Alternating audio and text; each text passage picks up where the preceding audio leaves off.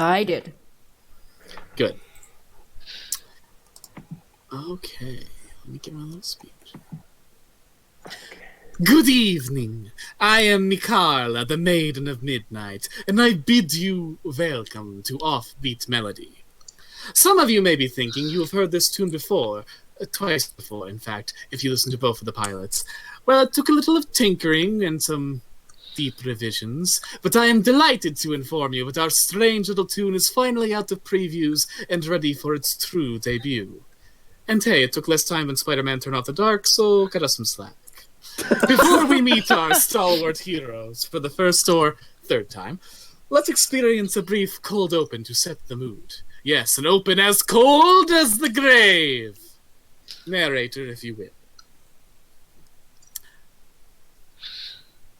The town of Melody, situated in a liminal space between several different biomes, including some desert, scrubland, mountains, rich, deep, temperate forests, and a relatively large lake or pond, depending on whether or not you live in Michigan and know what a real lake is.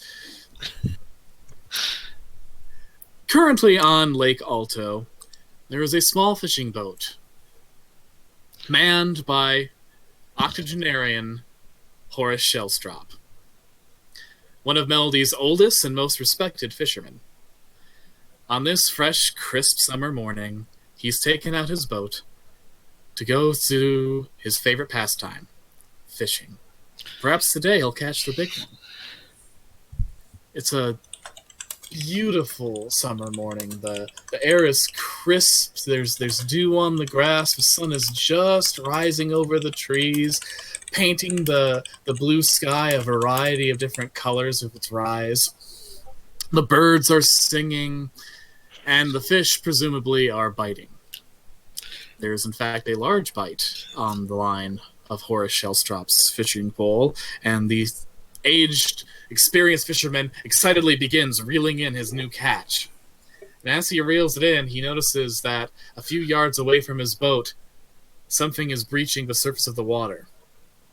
Something a lot bigger than most fish.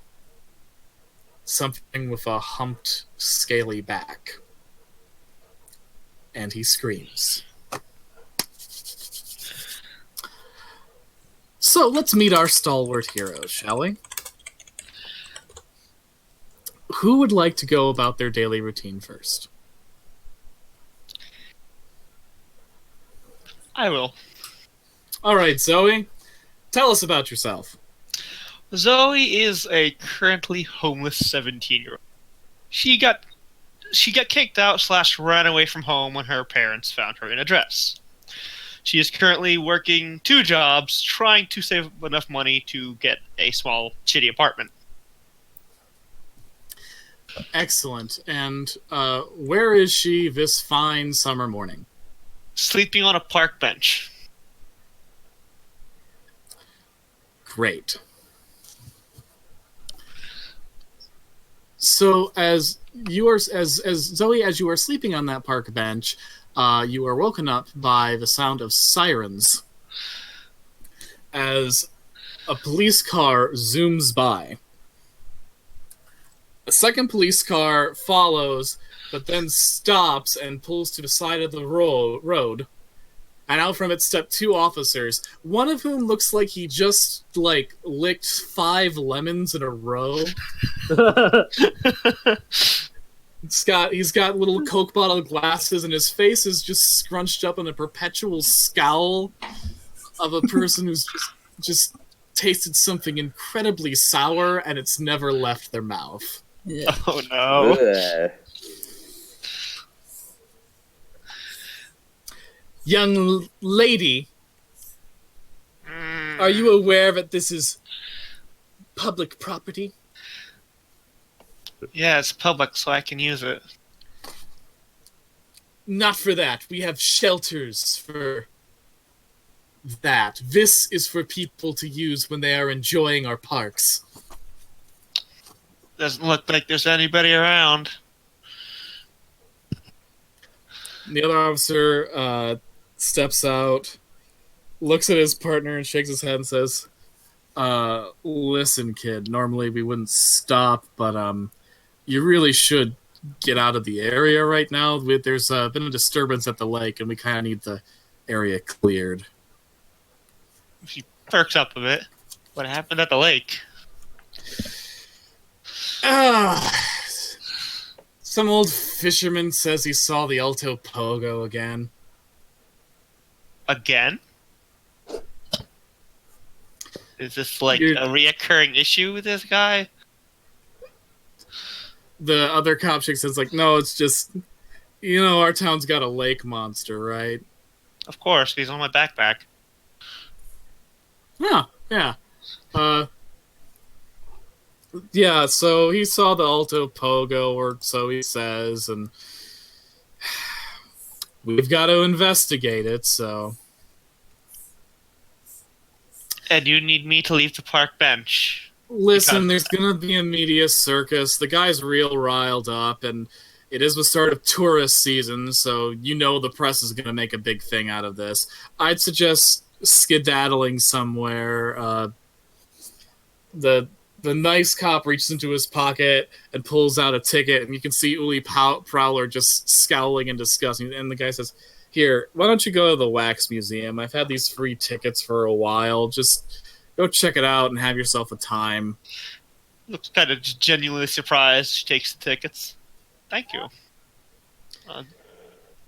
Thanks. And as the cop smiles, he waves, and he goes back to his car. You can hear Uli Prowler saying to his breath, "You shouldn't be encouraging the homeless riffraff." Listen, guy, got her off the bench. And the two get into the car and drive off to Lake Alto. Guess I'm going to the Wax Museum. She gets up on the bench and just cricks and cracks all her limbs and everything. Just throws her backpack over her shoulder and starts walking towards the museum. Yeah, good. And it strikes me that it's been so long since we've done this that some of you may not have the map anymore. Yeah, because dash links are temporary, apparently. No, it's because he deactivated his account. Oh. Shit. Well. Wait. Goddamn nerd.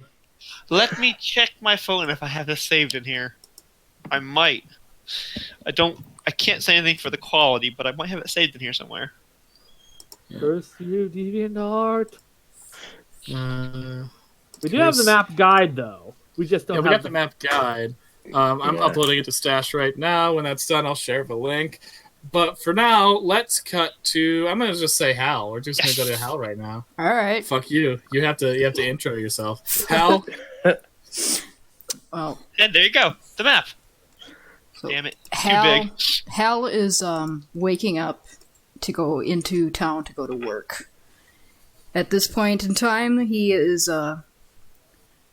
He's just kind of a shaggy, strangely large young man who has the face of a golden retriever puppy. He is he's heading to his shitty car with his shitty coffee and is going to get in the car to drive to town.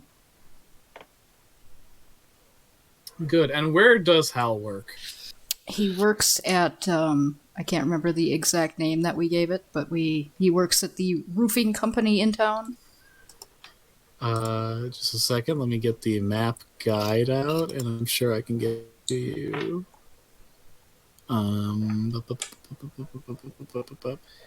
What's breakfast like for Hal while we're waiting for this shit to load up?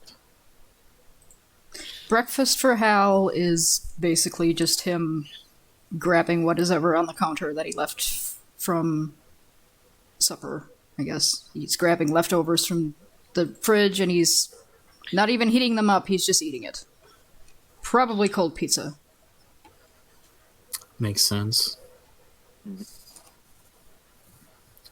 All right. And what's the parental situation at Hal's house? Because Hal is a young adult, correct? Yes, he's about 19, 20.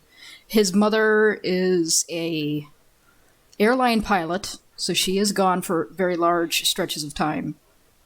and it's one of her very long work stretches right now, so she's probably not going to be back for another couple weeks. And his father unfortunately passed away. Oh, Sad.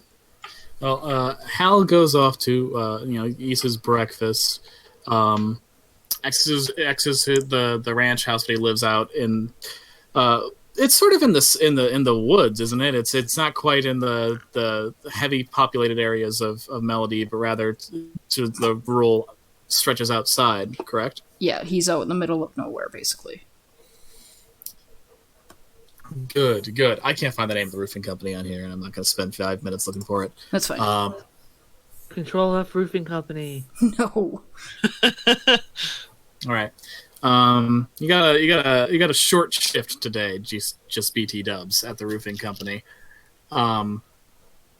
Anything you plan to do with the latter half of your afternoon? Oh, he was going to go to get some short groceries, like Oh, that's just sweet. things that he needs to fill up on. All right. Well, Hal begins a very normal day. You check the news at all before you head out, or? No. Yeah, that's fair. in 2019, yeah, that's fair. not in this economy. If anything important happens, it'll pop up on his phone, and he doesn't care that Right. much. As you head out from your ranch house, you follow the same highway that leads past the docks of Lake Alto, and that's when you notice that there are a couple of police cars and a lot of news vans at the lake as you drive by. Wonder what happened this time. Yeah, but you got work, though. Yeah, so he kind of finds back roads and avoids the shit out of that. All right. Let's go to Celia, then. Hello. Celia, can you introduce yourself to the audience? Celia Savalos lives in what used to be the richer part of town, in a fairly expensive-looking house that is now relatively barren. She wakes up, does her stretches, puts on her prosthetics, takes her girl juice, and tries to sign on to her phone to catch up on her messages. Finds that the internet is just spontaneously out. Waits for it to come back. It doesn't. Decides to get her morning jog out of the way before this. While she waits for it to come back. All right, Too excellent. real, So- Casey. Too real. Goes downstairs to see where to get herself set up. Finds a note on the fridge from her aunt. Mhm. Taking Lisa to practice may stay late. Help yourself to anything in the fridge. There is very Inside little the in the fridge, fridge. you find a human head. No, I'm kidding. Damn it, that's gonna go bad if I don't eat it soon.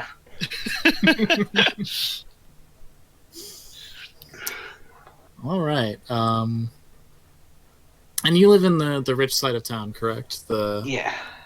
The side that, oddly enough, faces the other side of Lake Alta from the docks.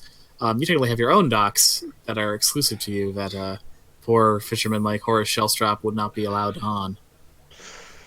So, as you go out for your morning jog, you look out and you see that across the lake there's some sort of commotion. There's a bunch of news vans and the flashing lights of police cars.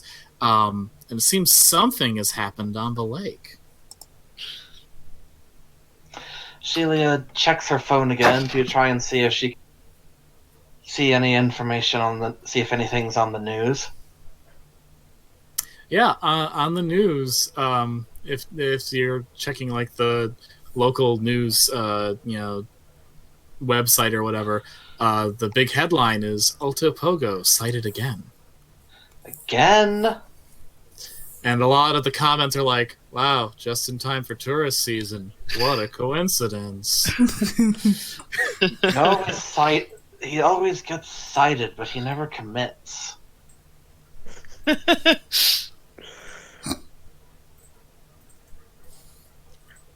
blue balling this whole town for 40 years.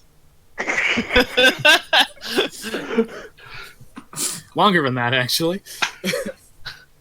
All right. So you go out for your morning jog.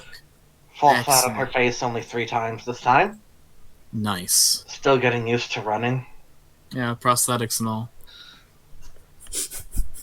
All right. It's the dumbest let's thing I've cut. ever drawn.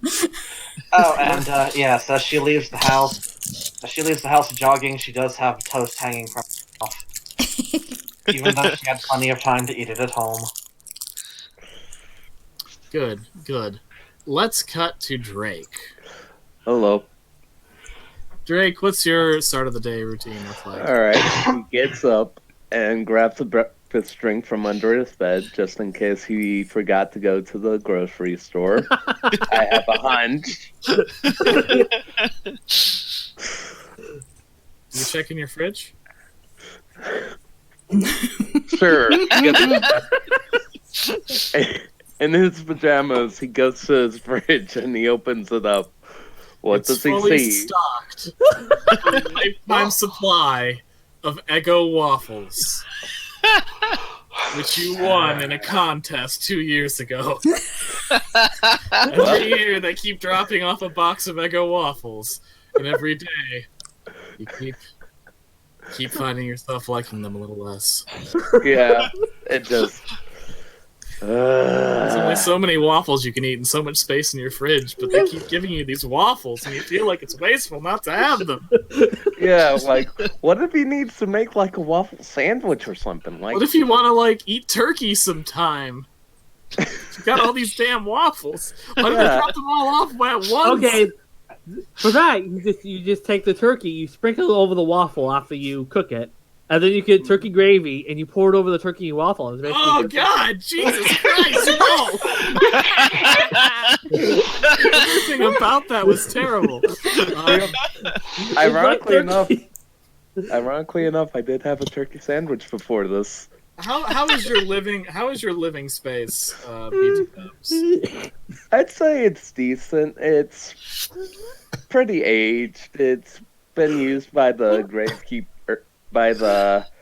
landkeeper of the graveyard for years and years, so it has some age to it. That is your job, of course, the groundskeeper of the local graveyards. Which would mean technically you'd be sort of an employee of the Parks Department, which will be important later. Okay, excellent. On your refrigerator, there is a letter that you put on there with a magnet. All right. The letter is a strange one you got from Oren Magoria, owner of the Melody Wax Museum, a person that you have met maybe 1 or 2 times, generally at like a big outdoor festival. Again, Parks Department work.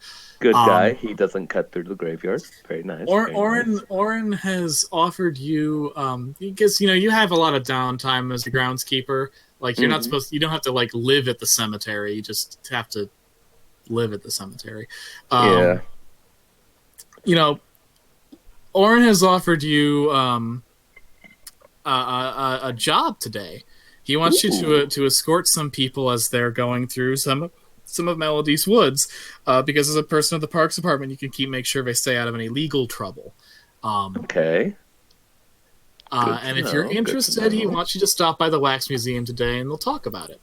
Cool. I can take one of the graveyard vehicles. Very nice. Very nice. Oh no! Mobile. Pull up in a hearse. Damn straight. What do you mean by a graveyard vehicle?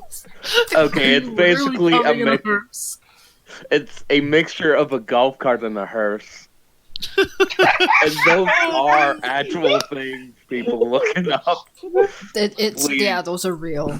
And the Okay, camera- but as you drive it along, just play an elevator music version of dun dun dun dun dun dun dun dun dun dun. Exactly. Yeah. And it's just like, it's like elevator music Dies Irae. just driving it through town. All right. So you drive in your little crazy. You get the strangest fucking looks from everyone you pass, including a young woman with prosthetic legs who's out for a jog. As you drive to the Melody Wax Museum, Who just Which- looks upon him with wonder. Yes. which brings Top of us the morning. to Isaac. Isaac, because you got up significantly earlier than pretty much everyone as part of your job, we're going to skip your morning routine and instead head straight to you heading to the offices of Spindle Inc. All right. So Spindle Incorporated is your employer. You've recently transferred to a different branch, i.e. the Melody branch, and are now starting your first day on the job, the very, very special job that you have for Spindle Inc. The sort of job that's so special that whenever you talk about it with others, you have to use euphemisms because you would be in some serious legal trouble with your employers if you actually explained what you are required to do. Oh, naturally. You enter their beautiful glass doors and pass through their many very advanced metal detectors before you are buzzed into the office and see a sort of lazy-eyed secretary glancing at various files before they look up at you and say, "Yes, you are." Yes. Isaac Kuehl. I'm here for new transfer, first day. Oh, yeah. You're gonna want to go to Dr. Wen's office, and she gives you instructions. It's down a couple of floors in the laboratories. Dr. Wen, who works for. Let me get my NPC list to the proper place. Dr. Wen, who in turn has his underlings, Dr. Howe and Dr. Ware, work in research and development for Spindle Inc. You go to the elevator, head down, and go to a very, very bizarre series of laboratories with some highly advanced, highly expensive, and highly strange technical equipment, all of which, of course, looks very familiar to you, but to an audience watching this radio show, oh boy, it'd look weird and funky. And you meet the infamous Dr. Wen. He's currently looking at some sort of report on a clipboard in one of the laboratories when you knock on the door of his office, or rather laboratory. He looks up, opens the door, and says, "Ah, yes, Isaac, I believe." Yes, Dr. Wen. So you were in our field research team at the Sanguine Luna establishment, if I'm not mistaken, correct? Yes, I was there for a couple of years. Well, excellent. Just like over there, we have our paranormal phenomena, as you might say, here in Melody, which we are studying. For your first day of the job, it's actually going to be a very exciting day for you. They actually have a sighting today. Or, it's quite possibly just an old fisherman making up tales or mistaking sea bass for a giant monster, but still something to investigate. Have you had an opportunity to brush up on the local folklore for our cryptozoological pursuits?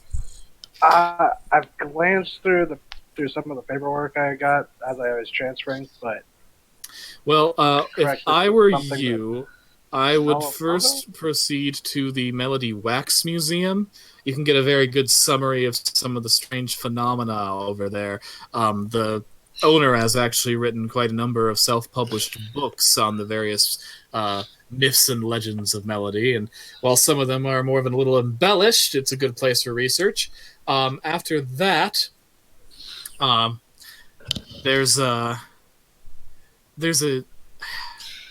and when you can tell he's frustrated that he has to say the words he's about to say. There's a popular YouTuber. Oh Announced a couple weeks ago that he was making a road trip to Melody to reveal our paranormal phenomena. Oh no! And while the chances of this actually being a problem are slim, we would still like you to make sure he doesn't succeed in his venture. Using course. discreet, subtle, non-lethal methodology, of course. Oh, of course. As had, per your job, you're not one of our cleaners, obviously. Just No, we had an amateur film crew set up in the woods at the last outpost. They got a very little too simple. close. Make sure they see nothing. Just discredit them, destroy film, subtly, make it look like an accident. No, don't harm anyone if you can help it. Oh, of course. Standard procedure. Standard procedure. It's fine if they see something. If they get film evidence of something, that's the problem. No one's gonna believe a YouTuber if they don't actually have footage of the event. Oh, of course. Mm-hmm. I And then absolutely we have hate to that believe it anyway. website. It's made it so much more difficult for us. Oh, it really has. On the plus side, people fill it with so many hoaxes. All right, so yeah, I think you've got a good trip. Good to have you aboard, Isaac. I think we're gonna do great things. Yes, thank you. I'm eager to see what we can do here. All right, which leaves us with Kaiko. Kaiko, it's about 11 a.m., which is a bit early for you to wake up, if I remember correctly. But you have a job to start today, and you got to be in by noon, which means getting up before noon. Tell us a bit about yourself, Kaiko. Well, Kaiko is a Asian American woman who typically wears all concealing clothing, usually like a long sleeve shirt and gloves with breast pockets, because a newsy hat, as well as she usually just covers herself from head to toe and has long dark hair, which covers half of her face. Which, when you see this right, you understand why, because half her face is, well, pretty effing, as the kids say, pretty effing messed up. And that would be because of an event that led to your many Pepe Sylvia walls, if I'm not mistaken. Correct? Oh yeah, because in Kaiko's room when she gets up, it's like her whole house is just empty. Like there's like a layer of dust on everything that looks like hasn't been really lived in for like years. Besides the trail that goes from Kaiko's room to the bathroom and the kitchen, but like there's a bunch of other bedrooms in the house, and they all been like shut for years, or in her sister's case, like months at a time, because she's off working because she's an FBI agent now. Yeah. And your the rest of your family sort of. Well, yeah, despite being a young adult woman who shouldn't be able to live in this house on her own, you expect to be some sort of parental figure, but no, none. And by the look of the house, none for quite a while. Yeah, because your family, with the exception of your sister who works for the FBI and is the reason you still have this house, your family had a bit of a mysterious disappearance that you're still trying to figure out, if I am not mistaken. Yep. Her memory is hazy, but all she knows is she had some really fucked up pseudo-dream memories, as well as, hey, when she was found, half her face looked like she had a run-in with with the wildfire smoke, he tells you not to mess with. Yeah. Mhm. So Somebody didn't listen to Smokey's advice, and well, with your obsession with strange phenomena, it's probably a very personal obsession, of course. It's probably no surprise that you ended up working at least part time at the Melody Wax Museum. You know, like the bulk of our cast, you're kind of college, high schoolish age. yeah, Kaiko so- was more skewing towards more college age. Yeah, So for most of the year, it's a part-time gig, but during the summer when business picks up, it's a bit more extensive. You've been working at the Melody Wax Museum for roughly a year.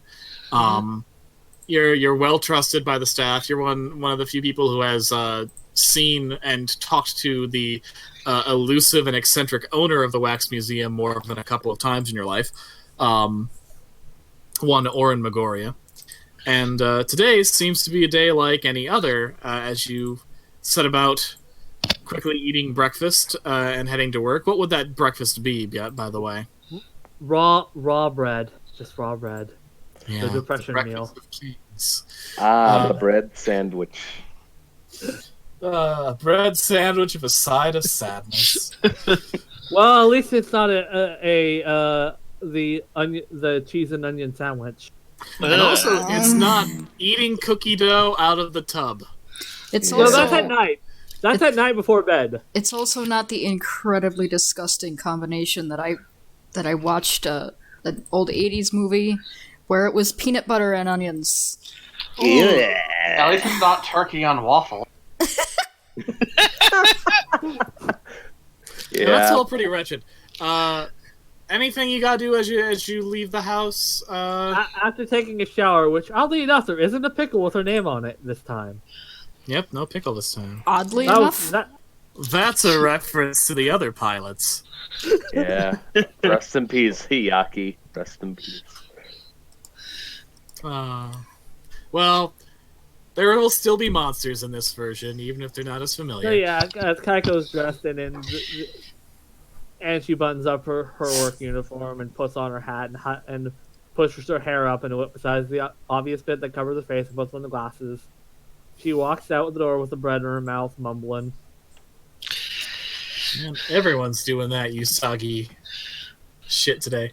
All right, so you're walking to the wax museum then? Yeah, because also making sure that the fucking sidewalk hole isn't in her way again. Yeah. By this point in the day, the cops have probably left, but there's still a couple of news vans out by Lake Alto, which is a little strange. You don't remember there being anything going on, like anything that was planned for the lake today. I mean, it is summer though, so a lot of they do a lot of like weird festivals and shit throughout the summer to, steal money from tourists. So it's not like completely peculiar, but you do feel like you should have known if something was going on today, as you head to work. That means only one thing: either that there's a lake monster, a mermaid, or another giant turtle. Mm-hmm. Probably all three in one. As you I'm gonna stay away from that, however. As you head to work, you pass by that girl with the prosthetic legs who's out for her daily jog, and eventually, after a fairly long walk, because you kind of live on the other side of town, you get to. Kaiko makes a nod to Celia because of the incident. I was about to ask if we could just do that scene right now. Heck yeah! Woo! Yeah. Truck Oh my God. Coon. Oh no! I'm about to be run over by a YouTuber. Okay, so Celia is out for her jog. Remind me how the incident was written in your character sheets. Kaiko was distracted while crossing the street, didn't notice the truck. Celia used her latent... Gotcha. Right. Kaiko's the one who gets distracted. Okay, so I need you all to roll prepare for an isekai check. Wait, Okay. what kind of rule was that? I kid. So, Kaiko, you're thinking. You see Celia. It's incredibly socially awkward because you kind of know her, but not really, and like. Also, we try to avoid each other's eyes because she has I have burns, she has missing legs, and it's like, oof, Yeah, we shouldn't yeah, focus because that's a faux pas. and you Don't wanna just be dick. have trouble with people in general, much less when Yeah, they it's like- share Yeah, disabilities. it's Together, noticeable, but I we're don't want to almost notice. Don't want to be a dick. And you're Together, thinking we're about how almost there's, a 4chan sponsored visual novel. and you're thinking how there's definitely a supernatural phenomenon going at the lake right now because you're sure that's the reason why there's a van. And you're thinking about all these things, and you don't realize that you've And then accidentally Kaiko walked out trips into it- the street. No, You've accidentally- Kaiko trips in the sidewalk hole into the street. Oh yeah, the sidewalk hall. Oh, Nemesis. I forgot about that detail. It's been a while since we hashed out the melody bits. Yeah, you trip in the sidewalk hole, and you fall out just as a van is running a stop sign. A very large van that is decked out with like the shittiest rock band you can imagine's logo. Yeah, I'm gonna say it has Maze. it has Nickelback. It has the Nickelback logo crudely spray painted onto its side. Not an official Nickelback band, like it's not an official Nickelback band, but rather someone who's a fan of Nickelback decided that Nickelback's logo had to be on their van. Look at this photograph, Blair's. So Kaiko's about to be hit by a van containing a generic term for crappy music. Celia, if you want to help Kaiko, you need to do a protect someone move, which is a tough move. You roll 2 die and add whatever your tough bonus is. Watch her get a 1 and I die instantly. Don't worry, got a 13. Nice. Wait. Okay, so what are you doing to protect Kaiko here? Okay, well, I was walking down. Naturally, Celia doesn't like to be seen, so she's avoiding eye contact. But when she hears someone trip in the hole, naturally she just instinctively looks up. And it takes a second for her to register. Someone fell over. They're on the street. Some douchebag is racing towards them. Shit, this is dangerous. And her latent parkour skills spring to life, and she just rushes across the street and tries to just tackle her back onto the sidewalk. Cool. Because you got a 13, you get to choose an extra. Of these 4, you suffer 1 point of harm. All impending danger is now focused on you, which it's a van, who gives a fuck. You inflict harm on the enemy, or you hold the enemy back. You throw a rock at the van. Celia's shoe flies off and lands right on the windshield, cracking it. Good. It hits the windshield, cracks it, the van speeds out and accidentally hits the stop sign. Oh God. And then as you pick Kaiko up off the, get her back onto the sidewalk, the van backs up a bit and then drives off in a hurry rather than deal with this situation. Wait. Question: does the van still have Celia's shoe? The shoe hit the windshield but didn't get embedded into it, so the windshield is probably like in the middle of the intersection at this point. Wait, Julie wouldn't have shoes. She has prosthetics, unless her whole leg. Yeah, but you wear shoes over those. Yeah, prosthetic leg or even just a prosthetic foot often allows you to wear a shoe over it. Dogging. And I'm not losing my legs again. Mm-hmm. Some of them do. I had a friend. So like, yeah, she can have fucking shoes on her jogging legs. Jesus, She's not wearing like those cheetahs that Olympic athletes use. She's got sneakers. Yeah, she's got a slightly more standard prosthetic leg. It can have shoes. Anyway, Jesus H. shit Christ, are you okay? It also probably has a removable plastic foot.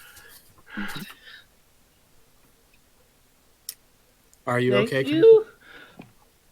Kaiko is a little blitzed because of everything. Sorry about the rough landing, but it looks like you were about to become an isekai protagonist. You're trying to say it.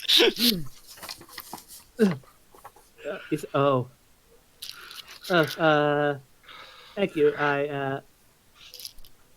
Kaiko's brain is frazzled at the moment. Are you hurt? Mentally, yes. Physically, she says, since her hair is out of her eyes, you see that half her face is womp womp womp womp. She's got some scars. And not just emotional ones. Yeah, there's some physical. There's some very deep scarification on her face. Celia stands back up, immediately slips because her weight is now asymmetrical. Are you okay? Yeah, where is my goddamn shoe? Kaiko points over the sidewalk hole where the shoe is. Okay, Celia will kind of crab walk over to pick that up. So, Celia, you're a bit far away from it.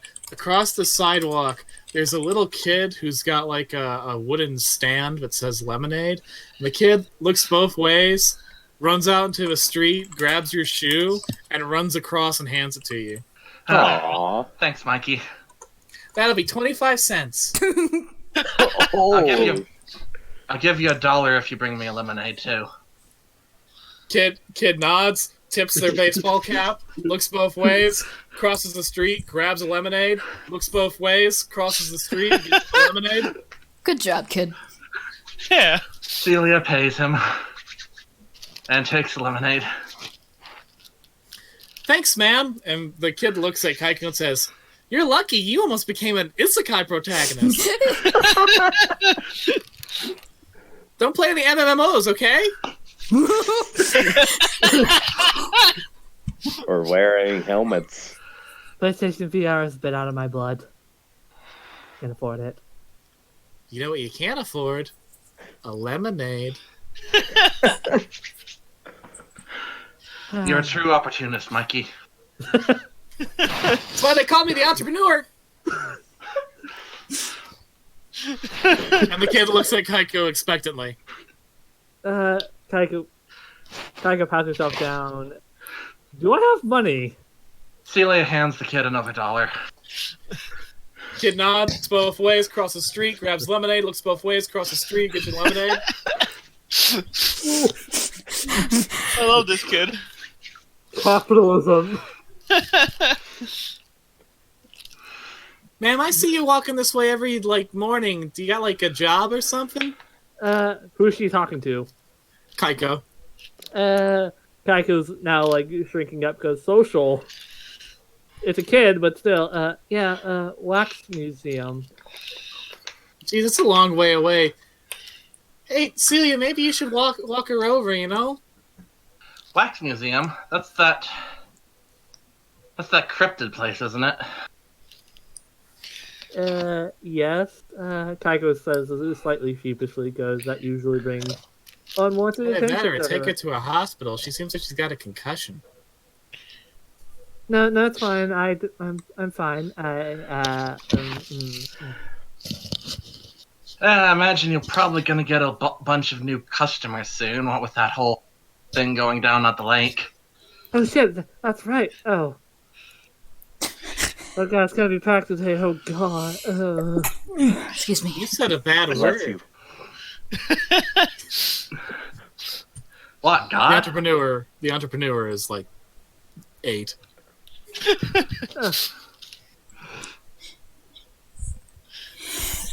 I was raised by an older sister, Sumi. Fair enough. It's true, And we then- swear like sailors. Entrepreneur looks at Celia. What'd you say about the lake?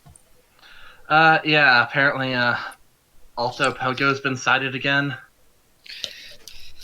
Ah, shit! I knew I should have done the next day. And the kid goes to his shop, takes off the board that has the lemonade sign, puts up a board that says Alto Pogo merch, and then puts up a paper sign that says "back in 5 minutes" and rushes off to his house. Godspeed. This kid is fantastic. Oh, I love this kid. He's milking the media dry. Yeah, He's the a entrepreneur secret knows merchant. what's up. Does he for the merchandise? He charges like $25 per clay tchotchke. Yeah, like if you guys do you guys stick around to see what he puts No, up at the? Kaika would, but she has to get to work because. All right. But she looks back to see as she. I mean, it doesn't take that long. He comes out and he puts out a bunch of like. They're alto pogos that are made out of pipe cleaners, pom poms, and googly eyes that have Aww. Oh, $25 for one of those. Aww. How much You're is fine. he charging? been $5 a pop. Aw, That's a steal. it is a steal. Is there like an expensive paper mache one for like 30? No, that one's mine. A steal for an eel. Yeah, that is the kind of thing Drake would steal. Yeah. Hey, hey, hey. As the entrepreneur sets up the Alto Pogo shop, you guys see a person driving what looks like the love child of a golf cart and a hearse. You're seeing this, right? Kaiko narrows his eye. Wait, shit. Is that Ogo merch? I don't think Yes, you could, sir. Oh, I don't $5 a pop. I don't think $5? you'd be able to screech to a stop in that thing. you'd be surprised. Yeah, it's more of a mild squeal.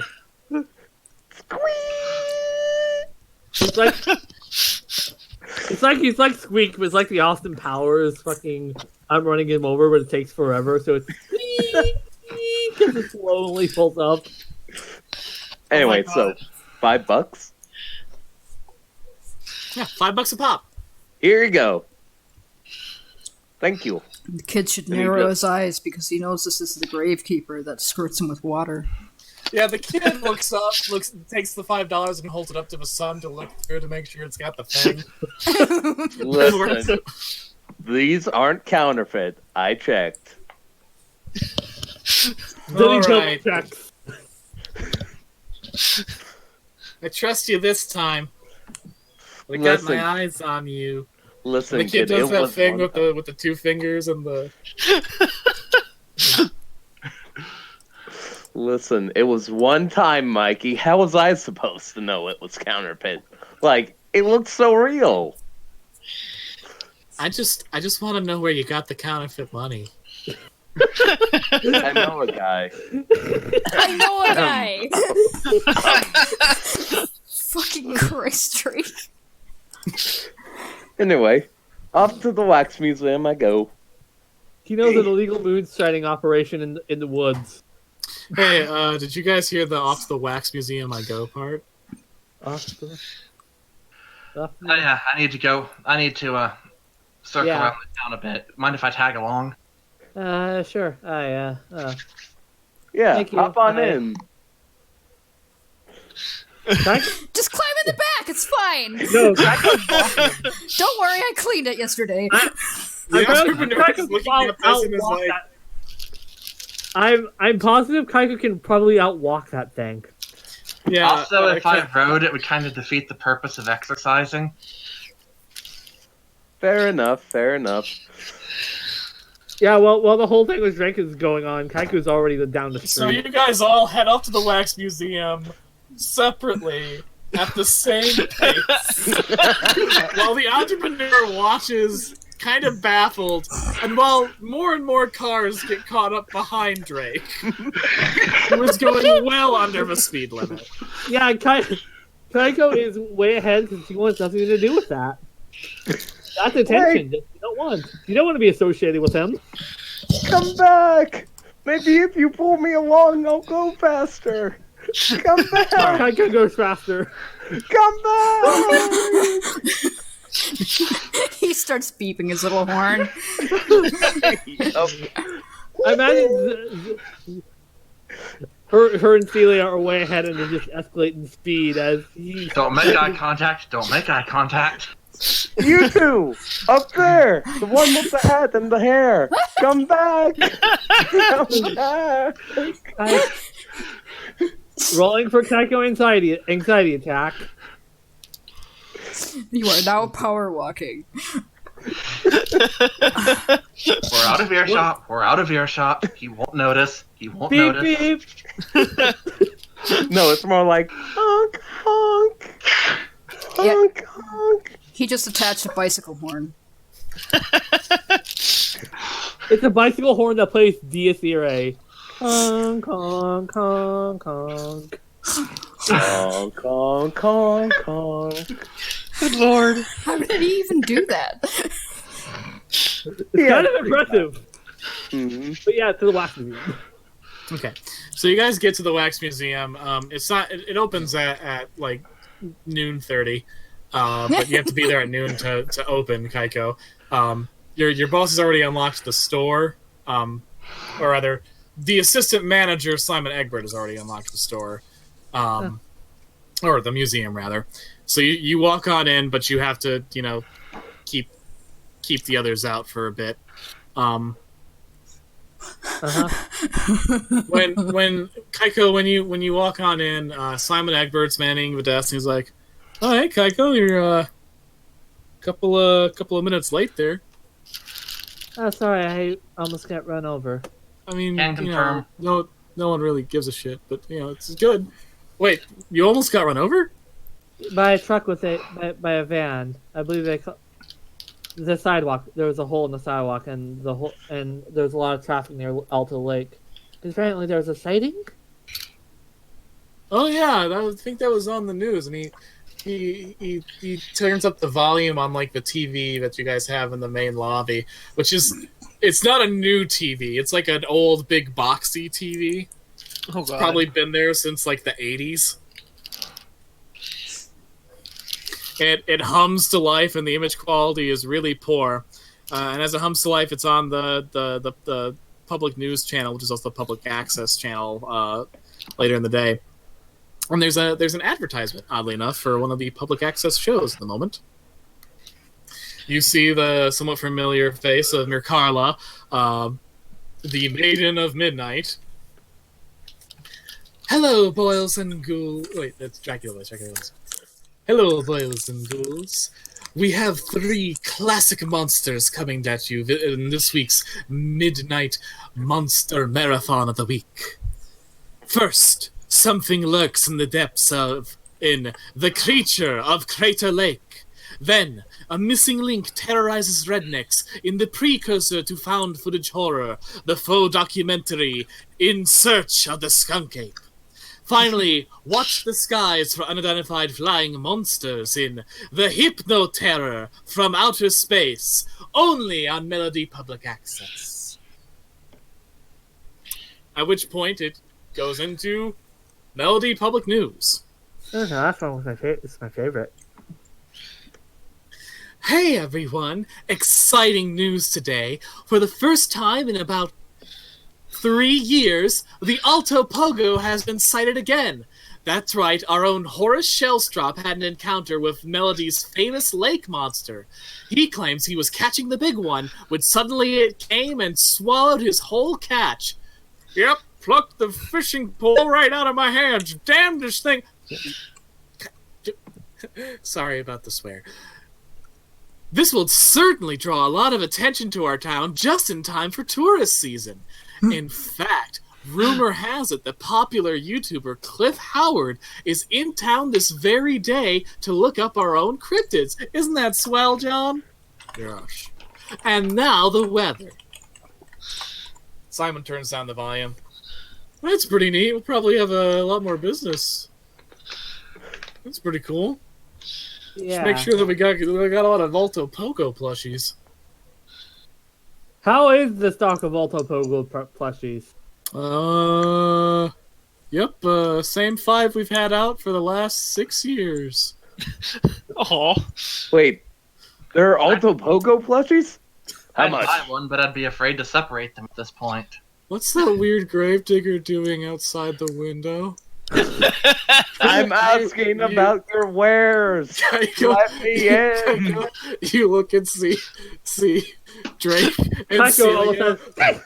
a sudden, Can I use your restroom? Yeah, I it's drank a close lot enough of to lemonade. opening. Simon goes and unlocks the door for realsies and lets you all in. Ooh, I suppose I should go feed Duchess Scissorjaw. Yeah, she looks pretty hungry, and it's time for her noon meal. And indeed, Duchess Scissorjaw, the only free exhibit at the Melody Wax Museum, who sits in the interlibrary, is looking very hungry for a snapping turtle the size of a hippopotamus. Wait, she's real? huh. Yes. Yeah, I thought she was paper mache. the turtle looks at you. Do the turtle's eyes narrow? That's what I get for listening to Jerry. Turtles sadly don't have very flexible eyebrows, but there is sort of a palpable, like, you said what, mate? to Dr. Scissorjaw's glare. I don't know why I was listening to Jerry. He never knows what he's talking about. Anyways, so Kaiko brings out the food and just starts feeding her. Yep, a big bucket full of meat. Delicious. At this point, everyone in the Max Museum, you might notice that another car is pulled into the parking lot, which is very sparse. Mhm. Isaac, you have arrived at the Melody Wax Museum just in time for opening. Amazingly, It's there was a traffic jam. Some weirdo was driving just way below speed limit. yeah. Who the fuck would do that? There has been some weird traffic in this town today, which a lot of people have assured you is not normal. And having just moved here, you hope that's the case. So Isaac, the Melody Wax Museum, on the outside, it looks fairly unspectacular. It's very clearly like a warehouse that has been reconfigured into being a museum, and an old warehouse at that. But there is a sign, a big tourist trappy sign, and outside there is like a statue of a Bigfoot in bronze. Not a huge statue, like a life-size statue of a Bigfoot in bronze. So someone definitely sunk some money into this place. Whether they're getting any out of it back is another thing. And as you head for the entrance, you're kind of questioning your superior's judgment and telling you to go here. Kind of give him the benefit of the doubt. I mean, locals can have some useful info. God damn it, Drake. Isaac, when you enter, you see a motley assembling of people. There are two employees, one a college-aged girl in a lot of obscuring, like body obscuring clothing, and one a sort of gangly guy in his mid-30s, patchy facial hair, sort of an Ichabod Crane look. And an air of quiet desperation in his heavily lidded eyes. Oh, hey, welcome to the Melody Wax Museum, home of the strange and unusual phenomena of melody as rendered in wax. Thank you. I was just moved to town and some weird stuff is going on, and I figured you would be the place to go to talk to. Oh, yeah, we've got all sorts of exhibits on the various phenomena of melody, as well as a well-stocked bookstore, and of course, Duchess Scissorjaw, and he points to a snapping turtle the size of a fucking horse. She's real. Oh, that's kind of terrifying. It really is, as the college-age girl is currently like just throwing out chunks of meat, and its large head is like biting them in midair of a loud audible snap. Aw, she's talented. Yeah, Yep. she, The world's Making a mental largest, note of that one. the world's largest and oldest snapping turtle, caught here in Melody. And we're taking care of her. mm-hmm, So tickets are $25 a piece for the full tour. mm-hmm, mm-hmm. I see. Sure.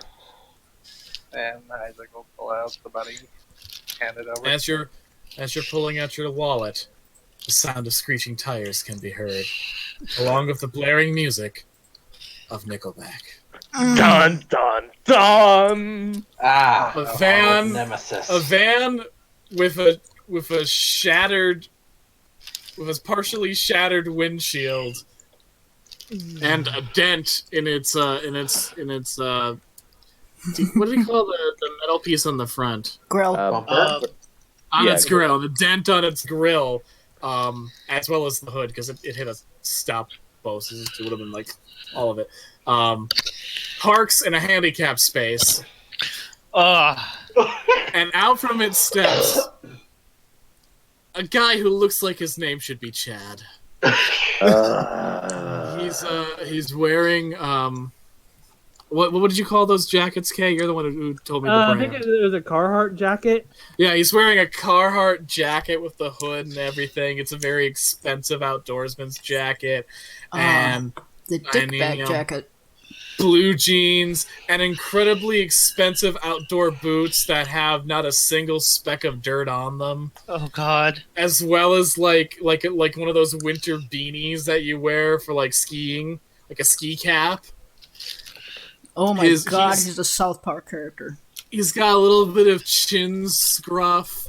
He's blonde, blue-eyed. I mean, it's Logan Paul. It's Logan Paul. Oh no.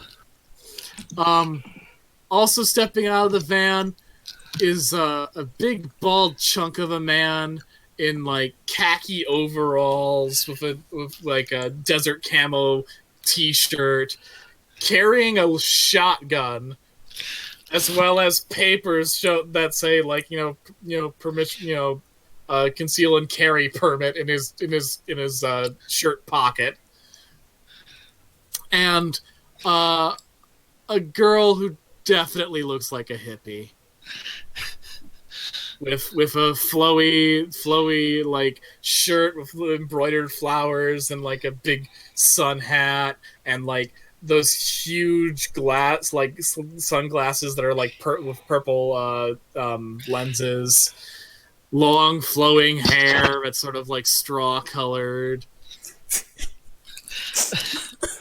Odd one in They this group. step out. The guy's already got his fucking camcorder out as he steps into the shop and says, "And this is the Melody Wax Museum."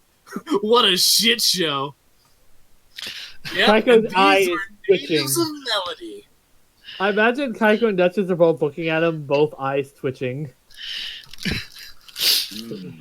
Duchess looks at them all, and her jaw gapes open. Wow! Look at that ugly thing.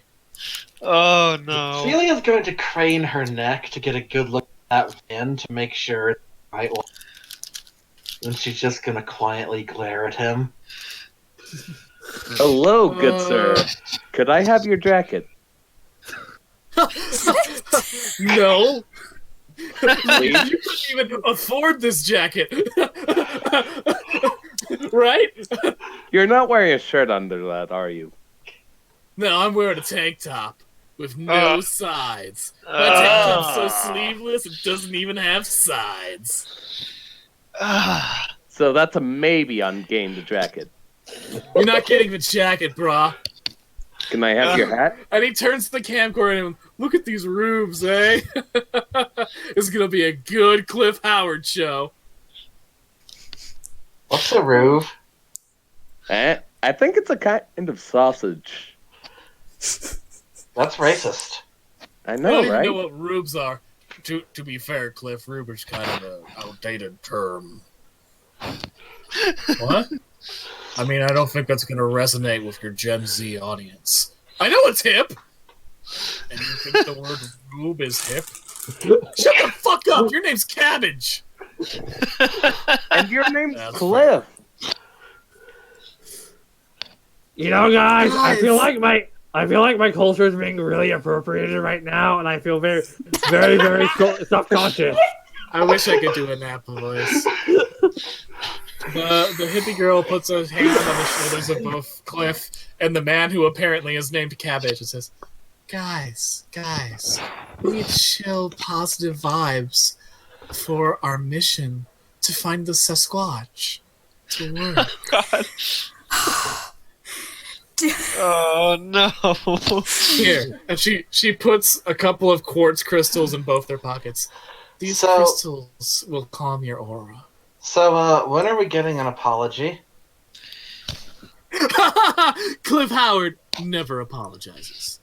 I mean, you almost killed us. Mhm. What? You almost killed us. When you were driving. Celia points to her shoe, which is scuffed. Probably kind of busted up after that impact. I don't know who you're talking about. Must have been another person of a Linkin Park fan. So, and he points his camera at Simon Egbert. Tell us about your shitty wax museum, brah. Welcome to the Melody Wax Museum. We've got all the strange phenomenon of melody rendered in wax. Yeah. So, at what age did you give up on your dreams? 25? Oh. Oh my god. Too real, man. Too real. Yeah. Shh, everyone quiet. I want to see if he cries. Probably gonna. How much for one Aw. of these Alto Pogo plushies? Yes, how much? I mean, they're like, yeah, it's on the tag. They're $35. Sold! I mean, to be fair, it's a custom plushie of a cryptid that's unique to this town. It's Celia winces slightly at how much money she today, but odds takes out the cash. Whoa! Look, there's people who are actually buying those cheap plush toys, probably made in China. Am I right? Like your hat and jacket? Anyway, we got a photo of the sad employees and the stupid ugly turtle. Let's look at the exhibits. You have to buy a ticket. No, I don't. I'm rich. That doesn't Then add up at all. So then that means you have to buy 2 tickets. You have Yeah. to buy my ticket too. and mine. Hal would say if he was here. Zoe might just Speaking of punch which, me in where the is face Hal if and she was there. Zoe? Zoe Yes. should probably be arriving about now. Hal's at work, but we're gonna get Hal in pretty quick. Well, not pretty quick. But we're gonna get Hal in soon. So I'm just arriving then? Yeah, Zoe, you have finally gotten to the Met Wax Museum. Why did it take you longer than the others? She's walking. Yeah, she walked from a bit further away. I'm guessing you took a scenic route. Yeah, she had nothing to do Yeah. this morning. She was off.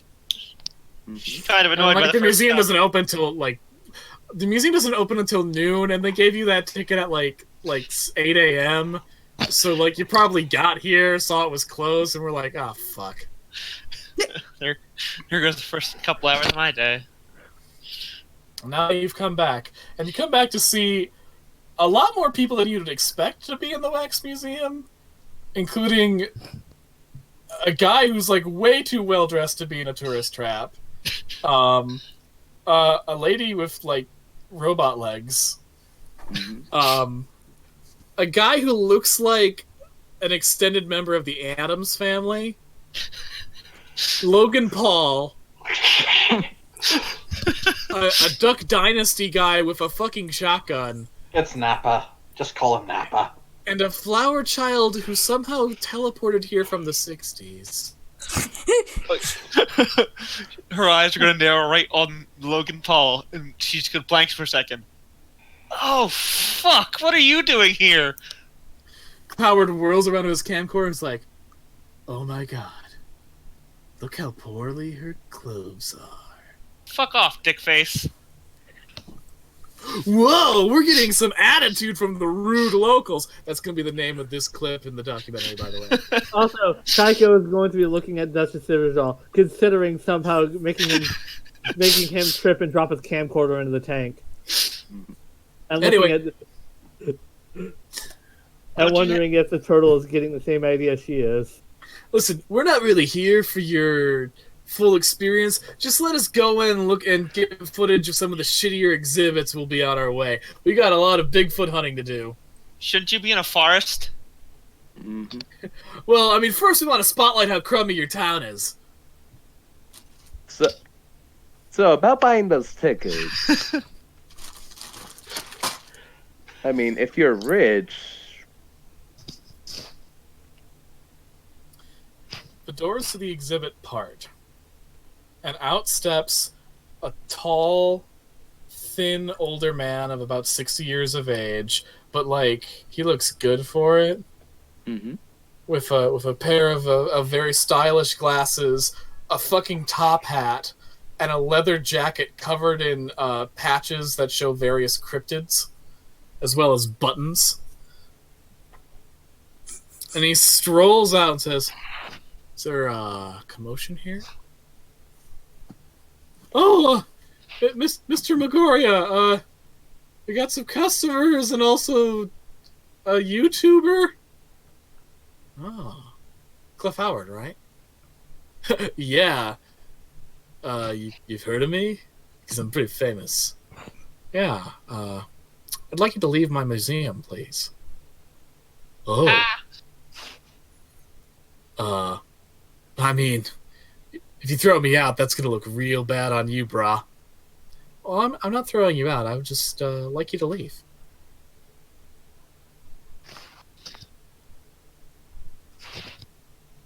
And for a moment, the two just look at each other. And Oren Magoria, owner of the Melody Wax Museum, just has a very pleasant smile on his face. But there's a palpable, ominous energy.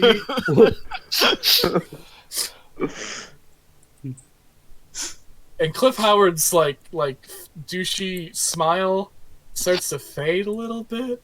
Jojo onomatopoeia just begins reading. Yeah. Looks a little nervous. I think we've got enough footage here, gang. Let's get to the lake. Yeah. All right. Smell you later, losers. Get to the lake where the Bigfoots are. Mm-hmm. Yeah, those. I guess you haven't heard, but your Alto Pogo is showing today, so we're going after that one first. I'm surprised you could actually pronounce that. You'll never, ever be able to afford this jacket, because you're poor. I mean, it's a shitty jacket anyway. Mm-hmm. Cabbage grunts, does that little clicky thing that you can do with a shotgun for no particular reason, and then leaves. You know, Cliff, one thing before you leave. About how much did the jacket cost? I don't know. How much does having no legs cost? Smell you later! Ooh. Ooh.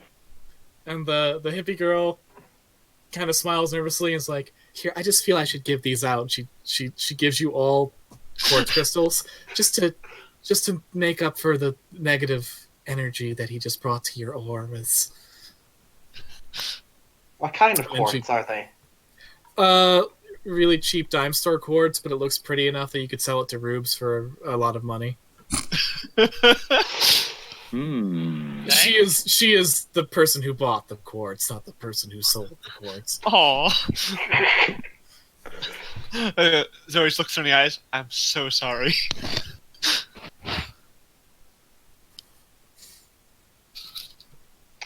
Oren watches them leave, sort of puts a finger to his mouth and says, "I want to make their filming experience very bad." Very bad, you say. Kaiko, you've got some friends, right? Like that shaggy haired boy, Hal. Yeah. Oh no. And, some of these people look sort of age appropriate. How'd you like to go mess with their production? Mm. And he turns to Celia and to Zoe and says, Hey, how would you guys like to be part-time employees of the Wax Museum? I would almost pay you for it. Cool. So here's my idea. Almost. I wanna offer you guys. I'll give you a part-time job, and I'm gonna give you a bonus. Here's the condition for the bonus.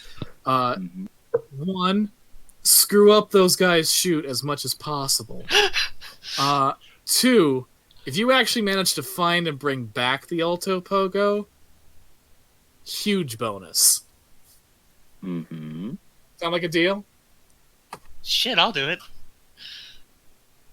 I'm in. Bring back a cryptid. Okay. Isaac, I mean, obviously that part's a joke, but Objective 3. He side eyes Dr. Scissorjaw, but maybe not a complete joke. Objective 3. Celia turns to Drake. Get that jacket. Damn fucking straight. so Isaac, who's It's been only- kind it's of only just a 50. standing off to the side, awkwardly watching this, is like, wait, the Alta Pogo is real? Like, Or physically real? Midoriya sees Isaac and says, "Oh, we have a lot of customers today. Hi, Oren Magoria, owner of the Melody Wax Museum. Now, is the Alto Pogo real? Well, that's a matter of perspective. We don't necessarily have objective proof that the Alto Pogo is real, but one could argue that repeated sightings throughout the years does point to there being something in the lake. Now, whether or not anyone will be able to actually catch the Alto Pogo is a good question. A rational person would say it's very doubtful. People have been trying for years and haven't succeeded, but who knows? Maybe the YouTube kid's going to be lucky.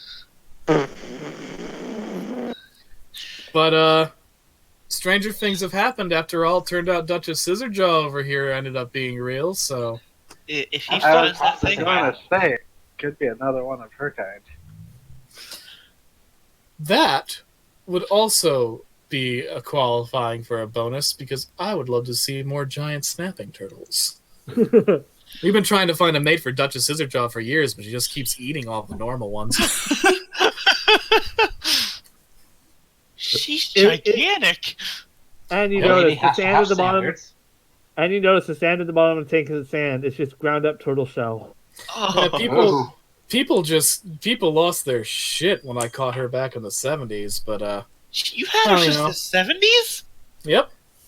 But decades pass, and after a point, it just becomes passé.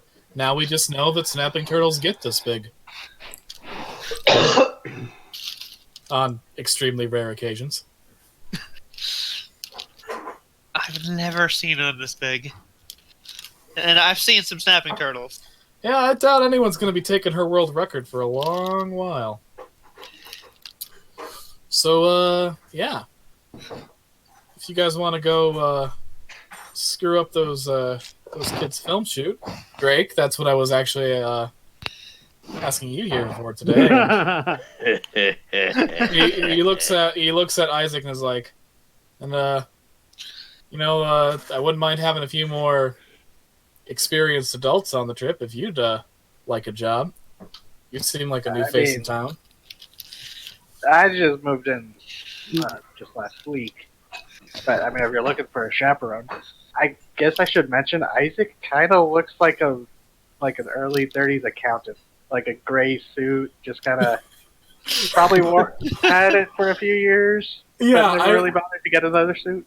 I think that fucking rocks. I mean, it's probably a very good gray suit, though, because you're a well. Oh, yeah, it was at a point, but now it's like, he could probably do with a new one.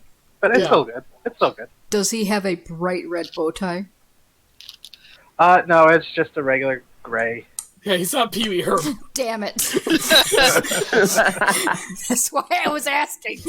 Objective 4. Objective 4. Get him a Can I red throw his- bow tie. Is he wearing It's the shades? easiest Halloween What? costume. It's his regular business suit and just to swap it out the tie. Is he wearing shades?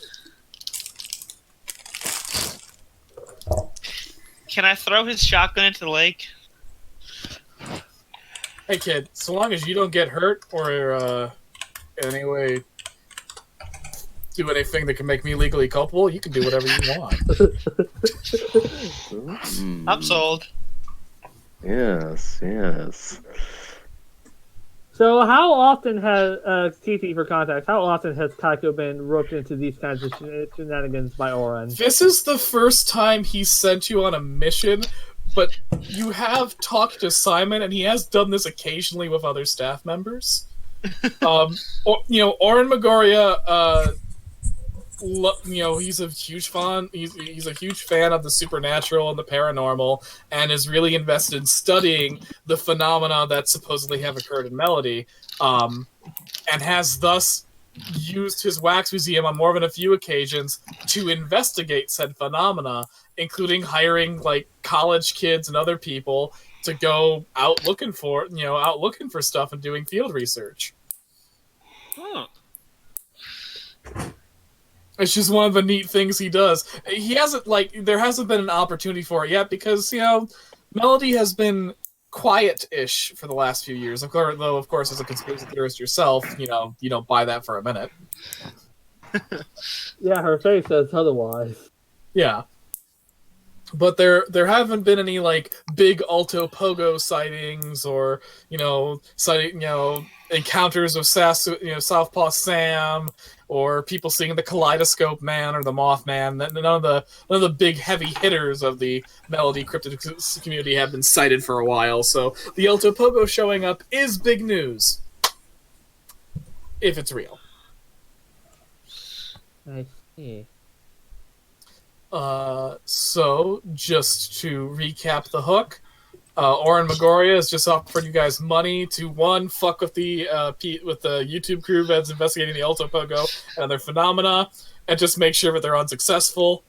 And two, if the Alto Pogo's there, bring it back alive.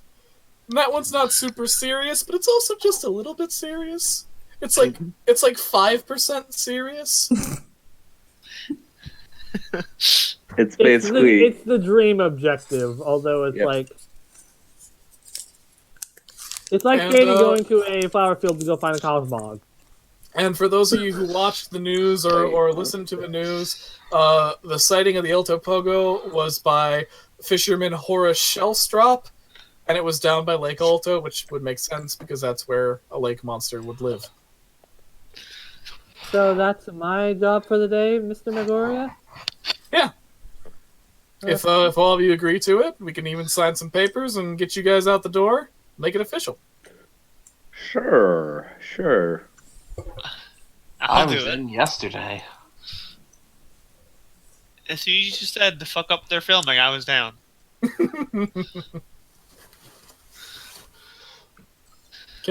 Can I go, sir? No, we need someone to tend the front desk. Okay. Ow. I see we already have our Kyle. Yeah. Zoe looks at him, gives like a sheepish smile. Bring you something nice back? Okay, I like rocks. Oh. Then it will be the nicest rock we can find. You got a rock collection. It's I know great some good- because they live forever and they don't leave you. I know some good serpentine rocks. And a secret spot, so I'll go get them. Serpentine rocks are rad. You gotta find this guy some nice rocks. And Oren's Indeed. like, no, I should probably go find that box of Alto Pogo plushies. And he stalks off into the back area of the museum. Save one for me. This is where the hook has been given. Some clues have been given. Mm-hmm. What's our plan of action, gang? We need transportation. Well, first of all, he said go get Hal, so probably go ask him if he wants to help. He's working at the roofing company, so when does Hal get off work? Probably your route right now. Around noon, around noonish, 1 o'clock-ish, which is roughly the time it is. Isaac, you hear the name Hal as a person in Melody, and looking at Kaiko, a Hal roughly Kaiko's age could very well be that cousin that you met a couple of times Yeah. and Oh. vaguely remember. Your parents were like, you should say hi to your cousin Hal and Melody when you move there, and you're like, yeah, of course I'll do that. Yeah, of course. Yeah. Totally wasn't expecting to. You were gonna make an effort, but somehow you just couldn't find the time. Mhm. But fate had other plans, it seems. Yep, no getting out of it this time. You're doomed. It's not like he didn't want to visit Hal. It was just like, it's... Yeah, it's just like, It's out of not my that way. it's not I that just you moved to don't want to town. meet your extended family when they happen to be in a town that you're visiting. It's just that you went to that town for basically a bunch of reasons that weren't visiting extended family, and it's like, I could make the time for an awkward conversation with a person I barely know, or I could not do I that. could not do that. Mhm. And there we are. So are we going to Hal, or is Hal coming to us? Well, the real question is, which would be weirder? A whole group of mostly strangers going to Hal as he gets off work? Or Hal's friend calling him and asking him to go to the wax museum for a job opportunity? Let's all show up. Yeah. Yeah, There we go. He's gonna think everyone's But showing up to before- abduct them. yeah. But before we go, Drake is going to change out of his pajamas. Take your clothes with you? Yeah. He pulls out a suitcase and just starts changing in the parking lot. No, he has decency. He changes in the bathroom like a civilized person. Okay, good. Wait. Yep. Drake? Yes, from State Farm. Are you... Are you and Aunt Hilda still married? Wait. I think so. I haven't heard anything different, so got that going for me. I can just see the evening news. Local man driving golf cart hearse wearing pajamas causes mass high traffic delays. He was Just also, another day in Melody. yep, wearing slippers and everything. Blasting a bicycle horn at two young ladies. Mm-hmm. Yelling, "Come back, please!" Yeah, I can't believe nobody said anything about that. Stop I pretending didn't it want happened. to. Like, at all. The entrepreneur is going to have some questions for his parents when he gets home. Oh, boy.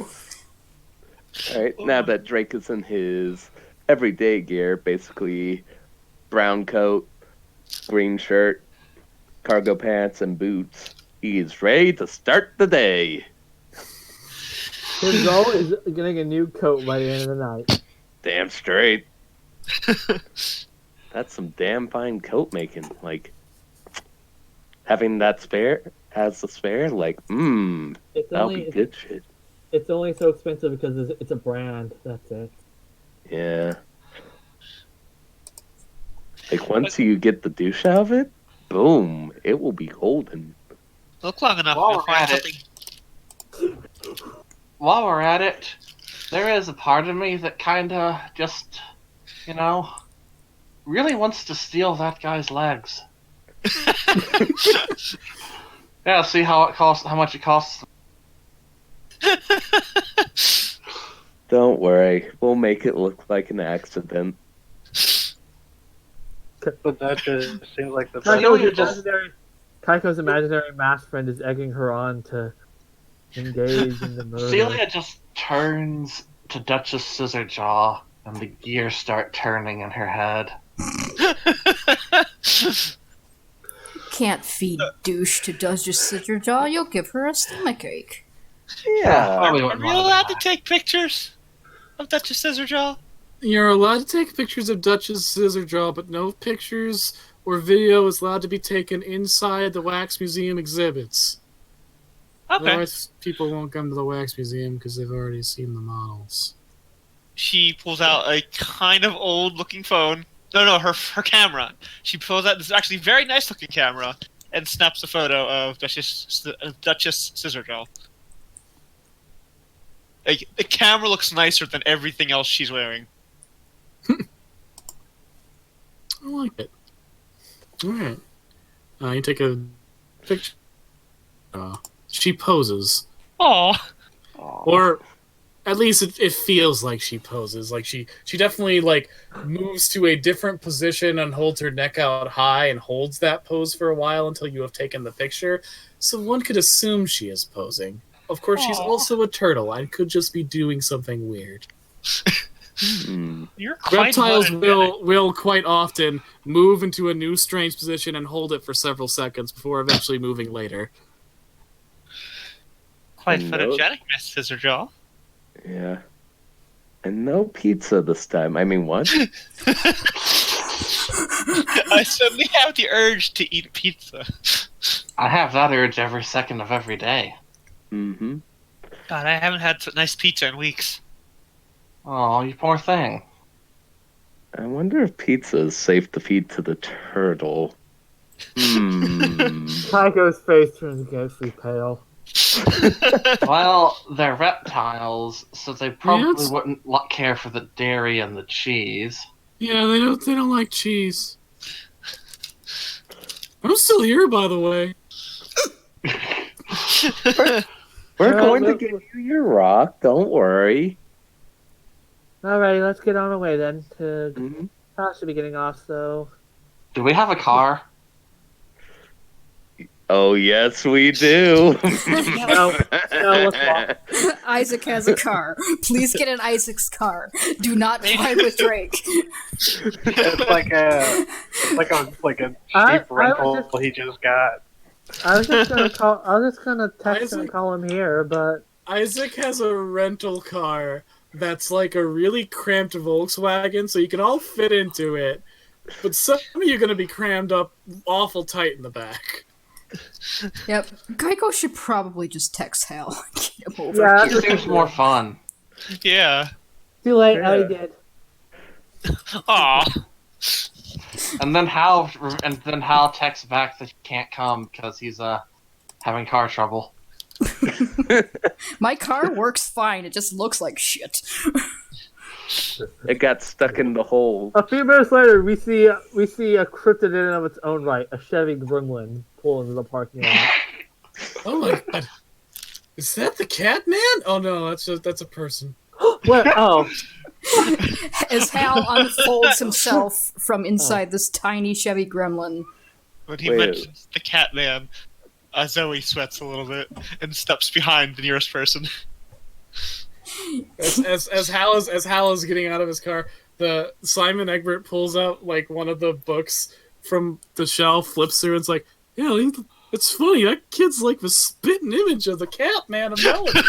And he shows this image of a cryptid of this shaggy humanoid in like, you know, simple clothes. It's followed by a trail of very menacing looking cats. Zoe sinks down even further. is he on a roof? Oh, I'm just walking through the park in that picture, I'm pretty sure. Yeah, just walking like through like the tall grass. Minding my own goddamn business. God, they're like brothers. Mm-hmm. I don't have no idea what you're talking about. There's no resemblance there whatsoever. Yeah, You sure? that's, I mean, like the proportions are exactly. I am entirely sure. yeah, But that's the just cousin coloring and Hal. lighting is all off. But the coloring and lighting is all off. It can't be Hal. I would have known The by coloring now. and lighting is perfect. I guess I mean- the butts don't match, so. Hal is walking up to the door, and he can hear this conversation, and he's just incredibly confused. He looks back down onto his phone and looks at the text that Kaiko gave him and said, "Please come to the Melody Wax Museum. Something very important's going on." And he's like, "Are you sure?" Oh, Sure. hey, I know you. You're that guy who saved me from that conversation with Karen. Oh, yeah. Hi. Did you ever have to talk to Karen? No, Good. thank you. You're welcome. The monster I saved you from was a Karen. That's fantastic. Hal, as you look at this very weird situation you've been drawn into, Isaac catches your eye because you swear you've seen that guy at a family reunion like 5 years ago. Did you spill like ketchup on yourself at a family reunion and then some weird little kid tried to wipe it up, but it was on a really awkward place? Yeah, and didn't you like accidentally spill the potato salad all over Aunt Gretchen? That wasn't an accident. Alright. Gretchen. Good old Gretchen. Yeah, Hal, right? Yeah, hi, You're Isaac? related? Yeah. I think our moms are cousins or something. Something. I don't know. Anyway, Kaiko, what? Oh, you got a job offer by my boss. Okay. Some real juice nozzles showed up and started wrecking the rest of the place, and about to make a. He wants us to go mess up their operation so it doesn't go on YouTube. Mm-hmm. Who? Hal's eyes kind of narrow. Who is it? You have internet home, right? Yeah. Do you know not Logan Doll or No, Logan Pauling sadly exists in this universe. Aw. In 1 year's time, he will tragically die on his return to the suicide forest as he's killed by, like, the monster from the ring. You know like Cliff Howard, right? I've heard his name. I think he's one of those people that I just kind of don't watch his videos. He's here in Melody and well. He's kind of a douche. He Yeah, almost dude. killed Kaiko. Yeah. He what He now? almost ran me over with a car today. He what now? Hal straightens up to his entire 6'11" height and goes, "He what now?" Yeah, they just about ran her over. Mm-hmm. Let's Yep. fucking go. Yep. Did not stop for her, by the way. Yeah, wasn't apologetic about it at all. I'm gonna break his camera. Let's go. Just Kaiko make is one sure- of his only friends. So, yeah, he's a little mad now. Can I have his camera? He looks at Well, Zoe and as long goes, as- well, Well, as long as he doesn't get it, we can save the footage for ourselves. Awesome. If you beat him up, make sure not to get too much blood on his jacket. I need it. why do you need his jacket? Because, cousin, I need it. I'm not, Like, no, I'm not related to you. I refuse. you can't deny the truth. I can deny it all I like. Well, you know I how. have the records. Well, you know how you're not supposed to give a fairy your name. Mm-hmm. It's like that. I haven't given him my Yeah. full name. But you're... He married my Aunt Wait. Gretchen. You're related to him? Why Yep. is everyone related to each other? My God. I don't know. I just moved to town. This is honestly a big Ki- Kaiko is Pepe Sylviaing so hard in her head right now. Let's just say my family has gotten around. You've gotten around. Yeah. Oh, come on. We all know that's not true. Oh, ouch. Listen. You put out one personal ad one time for a good night with a clown, and then all of a sudden people are like, "Oh, you don't get around." Yeah, that's really, really making me want to, admit that I'm related. I'm reconsidering this entire plan. I'm Too not. late. Wait. Yeah, So too that- late. You It's that- fine. He's pure chaos. He will fuck up everything that they're doing. So that explains the sewer clown sightings a few years back. Oh my god. Yeah, that was a very awkward night. You know. You were a sewer clown? Yeah. It was amazing how many engagers are down there. Let me tell you. Hal just has his hands over his face at this point, like, no. Anyways, they are currently heading to go find, quote unquote, the Alto Pogo. So that mess down by the lake. That's probably where they're heading, or at least some. Oh, that's a lot of people. Yeah. You could go around. I doubt they're all locals. They wouldn't know the lake like we do. It's a good point. Yeah. Mm-hmm. Probably. Yeah, if you guys had a way to get in the gated community, you could go to the lake through their docks and explore things from the perspective that all the onlookers and stuff wouldn't want. Although that would make it a bit harder to meet with Horace Shellstrop, who is currently at the lake just talking to a whole bunch of people. Can. We should probably. No one goes to the rich people home because that's where the Karens are. Yeah. Never again. Karens. Also, their daughters.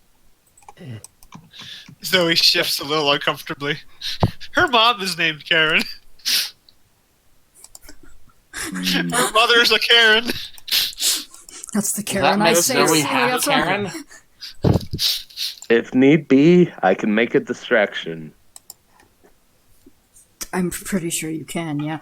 No, they're probably call Officer Prowler and to arrest you. He's their favorite officer. He's tried. Of He's course he right. is. So, who cited the Alto Pogo? The old fisherman. I think wasn't Horace Shellstrop. Wasn't he also the one who caught Dutch Decision, or was that another crazy old kook with a hook hand? That was another guy. Horace Shellstrop is renowned as one of the best fishermen in Melody, if not the best fisherman. Routinely gets big fish. Supposedly he's made his own particular method of casting the line that he has refused to teach to anyone. Well, we should probably figure out a way to get him away from the news media. How to chase away the news media? Wait, they're there for a cryptid, right? Yes. Mm-hmm. What if we fake another cryptid elsewhere in town?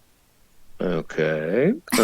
Hal looks really clueless and goes, "How are we going to do that?" Now, I'm not all for hoaxing, but it'll also lure that fuckface over there too, so we have the lake to ourselves for the time being. Okay, I'm willing to go along with that. That would be a distraction. But how can we also humiliate him?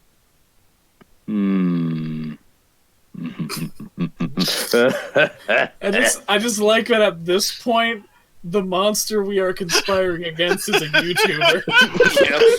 Drake. Yes. Mm-hmm. Do you have any 2x4s? Oh, I have plenty. Good. I have an idea. What if we make a flight of stairs in the woods and fake a Mothman sighting above it?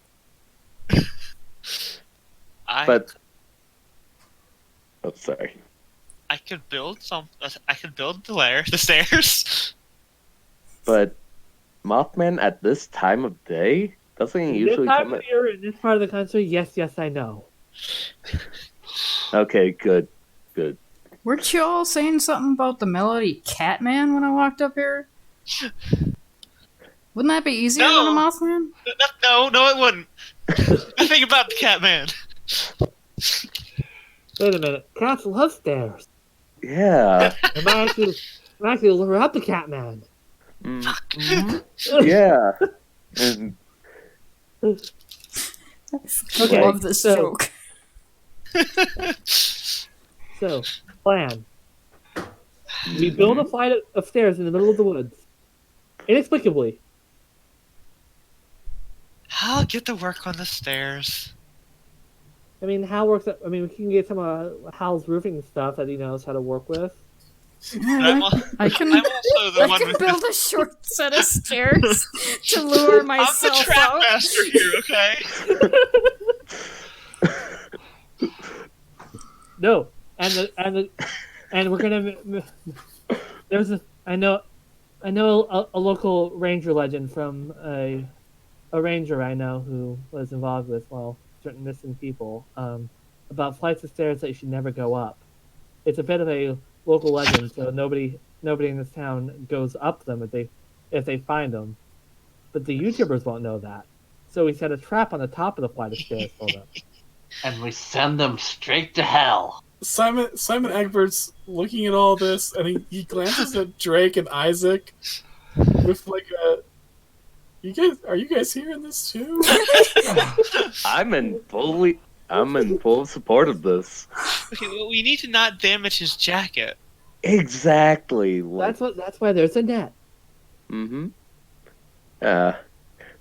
Maybe get some ink so that the jacket will be quote unquote ruined. Also, imagine we be doing this as we're walking to like the park or something. Okay. Yeah. We're planning Are this out you as guys- we're leaving. Okay. So as you're heading to Lake Alto. I think we're heading to where we're gonna build the stairs first, and then fake the Yeah, siding. trap first. Oh yeah, the Build monster our we're trap trapping is car. a YouTuber. Mhm. Gotta build our trap card before we can play our trap card. Okay, Yeah. so you're gonna build a set of stairs and a fake Mothman. To No, lure fake out- Catman. A fake Catman to lure out a YouTuber. Mm-hmm. Yes. Just so I'm aware of where this is going.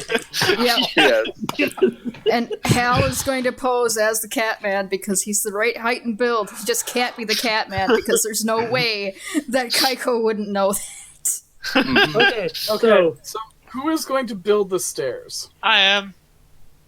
and I think Hal with his roofing construction knowledge also has some experience there too. I could help, Alright. but Yeah. Zoe has to set the trap because that's I her have thing. the trap skill. Mhm. Okay, there's not an explicit move for this. It's my middling kids. It's a trap. Okay, so what do you roll for making a trap? I roll plus sharp. Okay, Can and Kaiko then help? Hal and Kike, anyone helping out building the stairs has Yes. to do a help out roll, which is a cool roll unless otherwise stated in your character sheet. Alright. Okay. Ready? Okay. And that's 2d6, right? I dropped the d6. 1 sec. There it is. 2d6, yes. And question, is our modifier added to both d6 rolls? So it'd be like, if we had a +1, it'd be a +2? Yes. Okay. I got 9 and a +1 tough. Alright, so hold on. I got 8. I got a 9 in total. God, this trap is going to be beautiful. So I get experience for that, so thank you, DM. Oh yeah. Okay, I'm going to have to look out for the So do help I. out rules on what. I don't have the build a trap thing. What does that fall under? Middling kids. Yeah, but like, does that fall under like act under pressure? Like, what are the rules for success or victory here? Middling kids.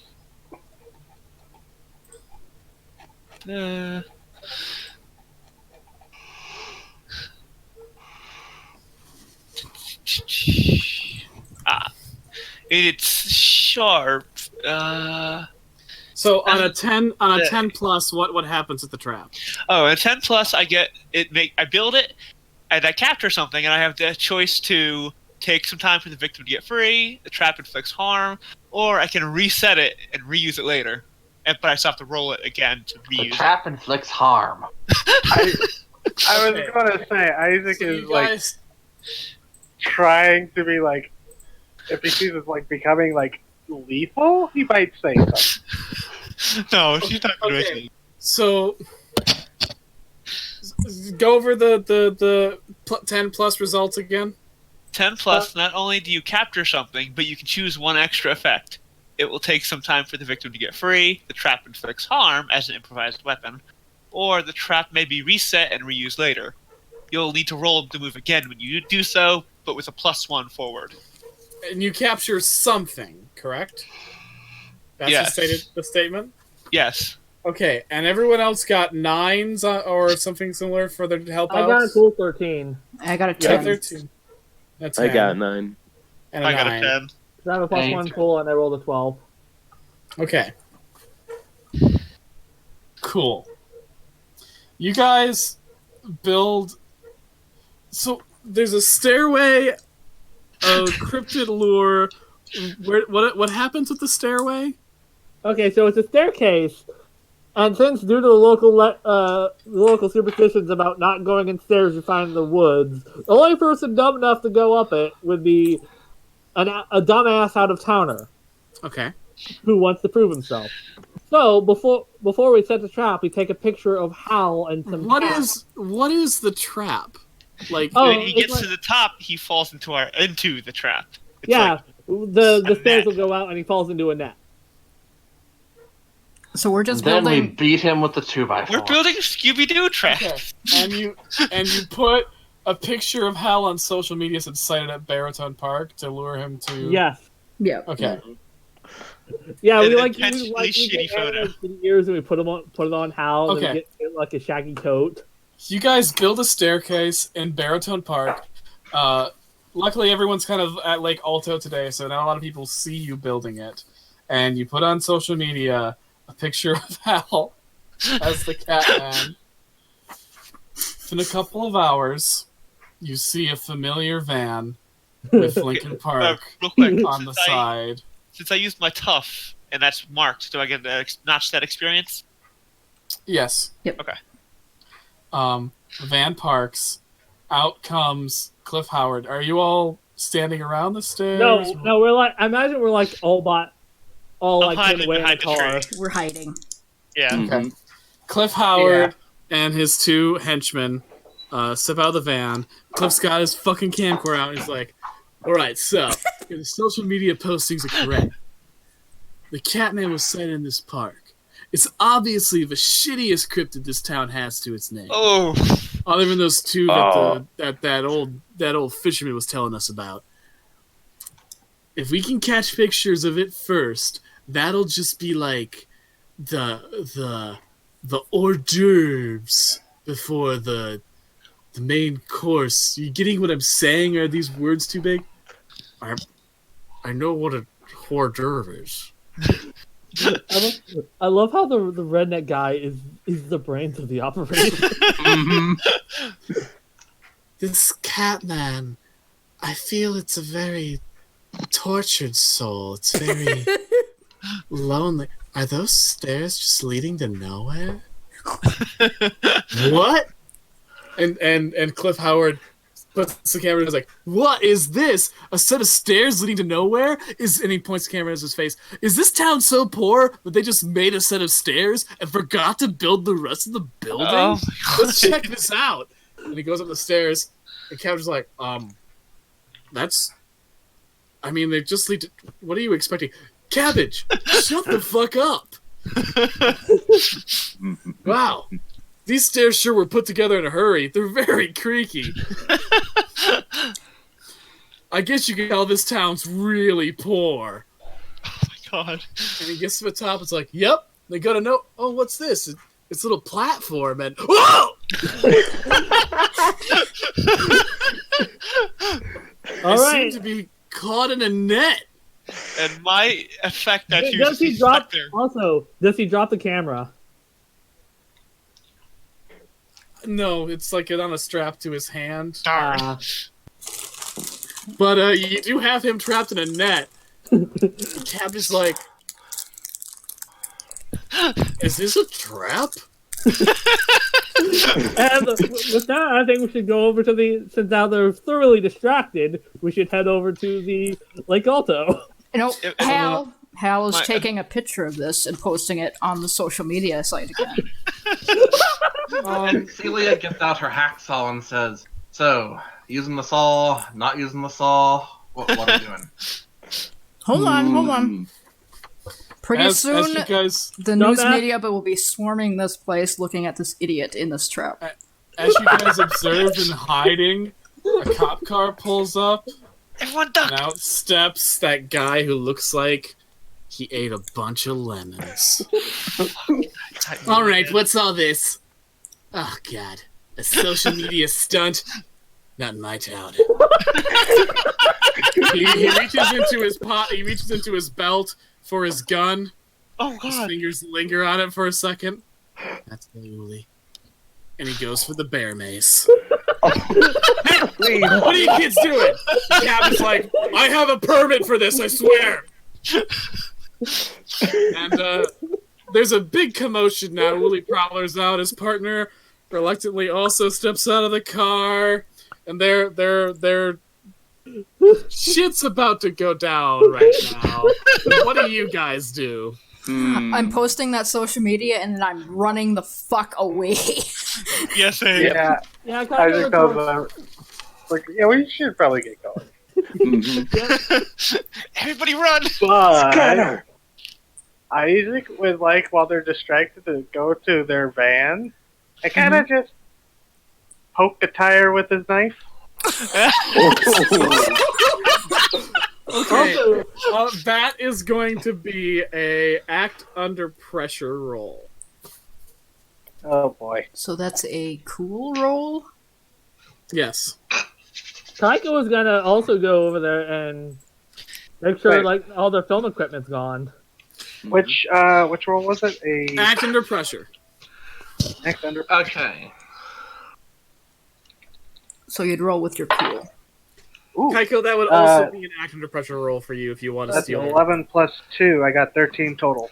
Nice. Okay, that's a total success. You managed to quick go up there, stab their tires, and leave before anyone spots you. Okay. Oh my god. As soon as Acting under pressure is cool, right? Yes, That it's would very be, cool to act under pressure. Can I help her with stealing the stuff? Yes, you can help out. Yay. Okay, because I rolled an 11. Alright, and I'm and not gonna drop these this time. 9. It's a cool?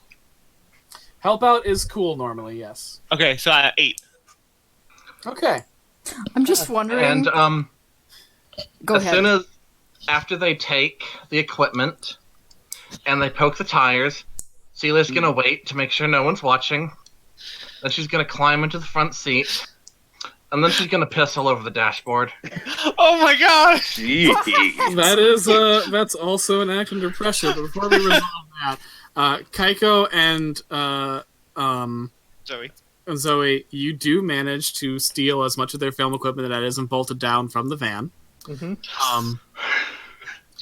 Zoe, something drops out of your pocket while you do, and you do not notice. Oh no! Celia, Rolled a 9. you rolled a 9, so that means you succeed in doing this, but you either have to make a hard choice, accept a worse outcome than you intended, or you're going to have to pay a price for you to pull this off. Hard choice. Hard choice. Okay. Uh-oh. So you get into the driver's seat, and you see that you're ready to pee on the dashboard. Let's see, what would be a hard choice to make here? You see him. Okay, so you notice that they left their keys in the van right here. So there are two things you could do. You could pee on the dashboard, or you could put it into neutral. Oh. Oh. Neutral. Neutral. Let's see. Something that can be traced back to me, or something that'll destroy their equipment. Neutral. All right, then Just you a bunch are. of fucking Here's the hooligans. thing. Either way, to get out of there, you are going to have to read a bad situation. Can Kaiko help out? I have a question, really quick. Yeah. Are we technically fighting a monster right now? Well, you're definitely doing some shenanigans. Because But I would not say you are fighting a monster. A monster is not at the scene. Like a literal, like stat-wise monster is not at the scene. Also, would it be Technically, the people you are fucking over right now would what be the game system classifies as bystanders. damn it. Also, would hiding the evidence and like count as manipulate someone? Yes. All right. So thankfully, since I have see it all fits, I can use sharp instead of charm when I manipulate someone. So here we go. You gotta well, first let's resolve Casey's thing. You gotta read a bad situation to get out of there in time. What does that mean in this case? You roll plus sharp. Can I help? Yeah. Anyone can help if they do a manipulate someone to, keep attention away from the rest of the group.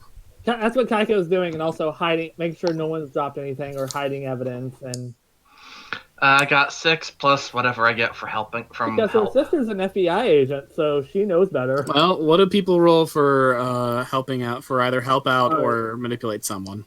Kaiko rolled a 12. She had rolled a let's 10, see. and she got a 2 on her sharp. So. So I'd be rolling Nice. sharp cool for help out. For manipulate someone, I got 12. Okay. 8 plus 2, so that's a 10 for help out. Okay. Hold on 1 second. That is a 14 for manipulate somebody. So All right. Those of you who are manipulating someone, you gather a crowd of onlookers to watch the stairs, which really does distract everybody. Uli Prowler stops scolding Cliff Howard for his hubris as a YouTuber, and instead starts trying to keep calm with the audience while the other cop is trying to get Cliff Howard out of the fucking net. Giving you guys enough time to slip the van into reverse and get the fuck out. Yes! Also, Kaiko's making sure that nobody dropped anything or any evidence left behind that could be traced Yeah, back. Kaiko, you find Zoe's camera and take it with you. Oh, Okay. damn! oh, that would have sucked. That's my most prized possession. Yeah, Zoe got a 9, which meant that you succeed, but you leave some you do something that directs danger towards you. So Ooh. I had it that what made sense to me was that you drop one of your possessions, in this case your camera, while taking theirs. That Guys, is- I'll be back in a few minutes. Gotta get shit. Okay. All right. I think it's a good time to take a little break. Yeah, if you want to take a break now, Doesn't- reconvene for the last half or third of the game. Okay. You can do that. Okay. Okay. Okay, good. That works. I have to potty. I'll be right back. Yeah, I'm gonna go same. grab something. Pause the recording. I don't think you expected that one, TT. I did not. Yeah. I did not expect us to set up a Scooby-Doo trap for the YouTubers. No, I'm gonna go to the bathroom and get a drink. Yeah, same. Yeah, Anyway.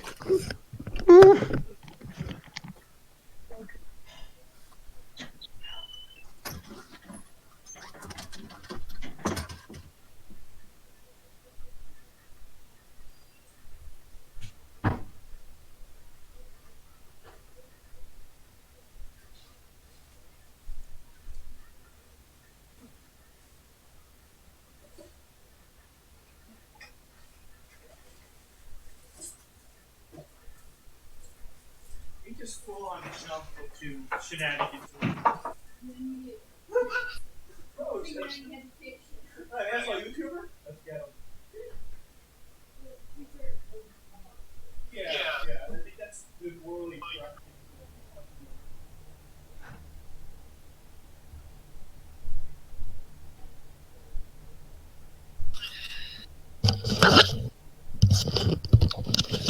Okay, for a sec.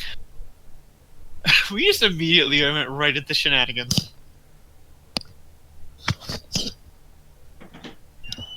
Hello? Hello? Oh, okay, yes, someone's still waiting.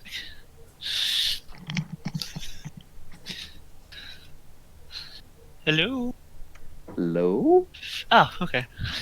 We immediately jumped into shenanigans. Damn straight. That was beautiful. Yeah. I was honestly tempted to have Drake also check in, but then when I rolled, it was like a 6, so it was like, yeah, no. What I was gonna have Zoe do for the helping distraction thing would have been to have her shout from like behind something. He almost ran me over. For those of you who've been involved or listened to past pilots, who's the more contemptible villain, Cliff Howard or Saul Bart? Oh, ooh, God. Saul Blart was Canadian Trump. Meanwhile, Cliff Howard is Logan Paul. What's the bigger evil? That's hard. I guess I'm gonna go with Cliff Howard simply because I saw a review for Airplane Mode last night.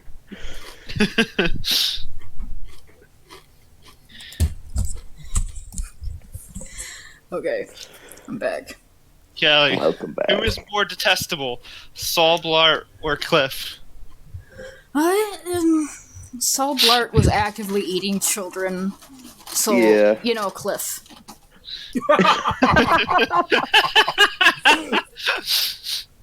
Oh my god. We are just immediately jumped into the shenanigans. This is great. Didn't take us long to get to shenanigans. Yeah. I feel like we definitely like have done more things already. Just right away. Yeah. Yeah. As much as I love the familiars, they did, in hindsight, they did feel sort of limiting. And a bogged down scenes a bit. Yeah. It was hard to And that roleplay with what was effectively 18 characters. Yeah. 1 second, please hold. And this system's already going very smooth. It works pretty well, yeah.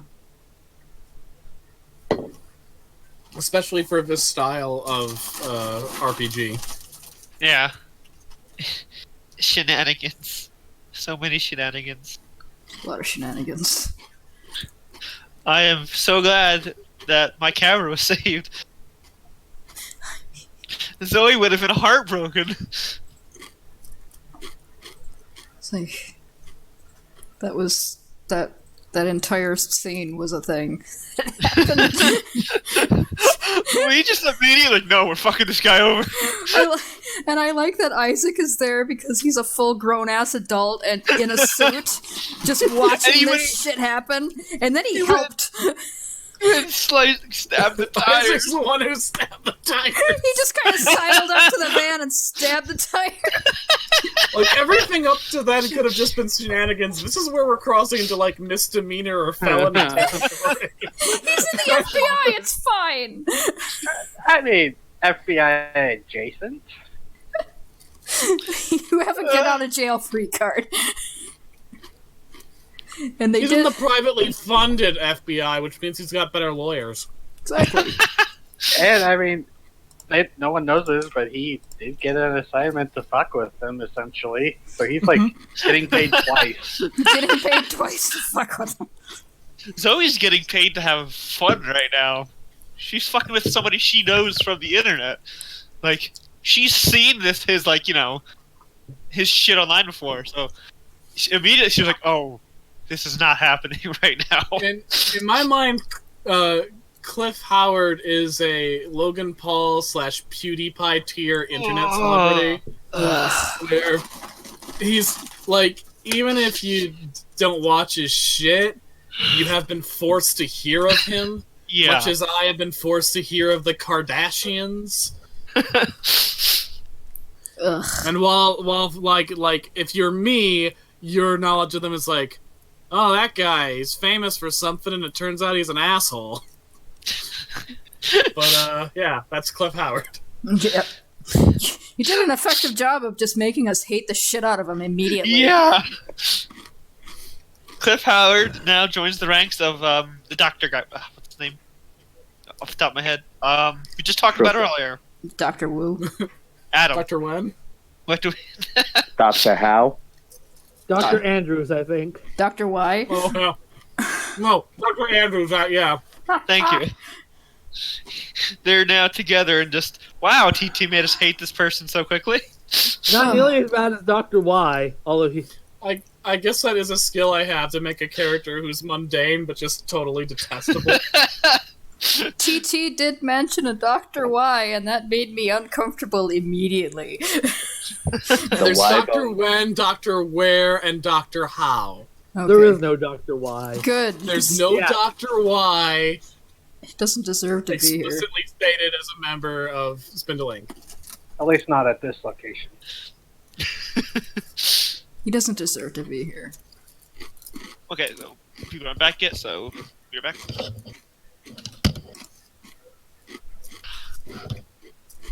Well, either way, he's about to lose a lot of subscribers soon. I don't know. He could play this off like it was a thing that he did on purpose. Help put it on social media.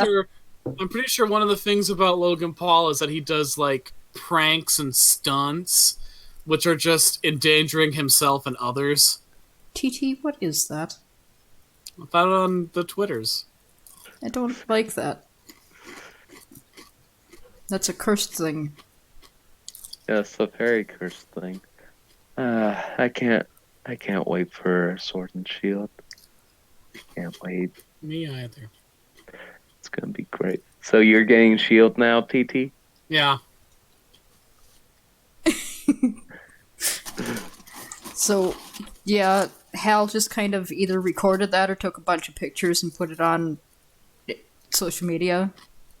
I think he recorded it on his phone and then sent it. And that's how everybody got here so quick. So, he's gonna have to do some gymnastics to get out of that one. Mm-hmm. That's what he gets from us running my friend over.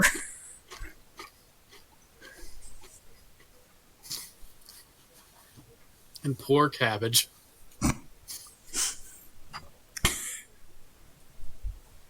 I feel real bad for his two minions. His two minions are fine. It's just him.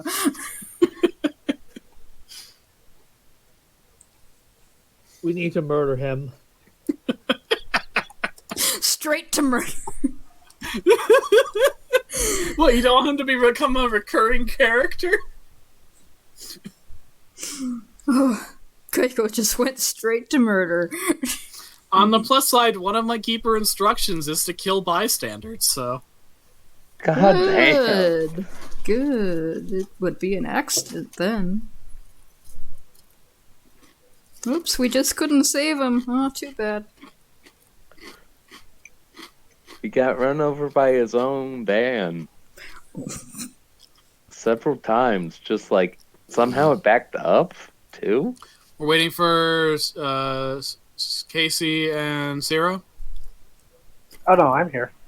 Yeah. Okay, we're waiting on Casey then. Yeah. Yeah. And Nora was doing something in the kitchen, I think. Ah, she's in the kitchen with Dinah. Okay, back. Okay. Yeah. Yeah, Scooby-Doo trap for the bystander. What was that? Use a Scooby-Doo trap on the bystander. Yes! I'm so glad I got to use that to such great effect already. So yeah, there are Team three building types of exercise. there are three types of NPC in Monster of the Week. Monsters, i.e. the big bads. Minions, the minor threats, and bystanders, who can be everything from, say, a police officer who's highly suspicious of you, to a really helpful character who wants to assist you in stopping things, to like just an obnoxious jerk.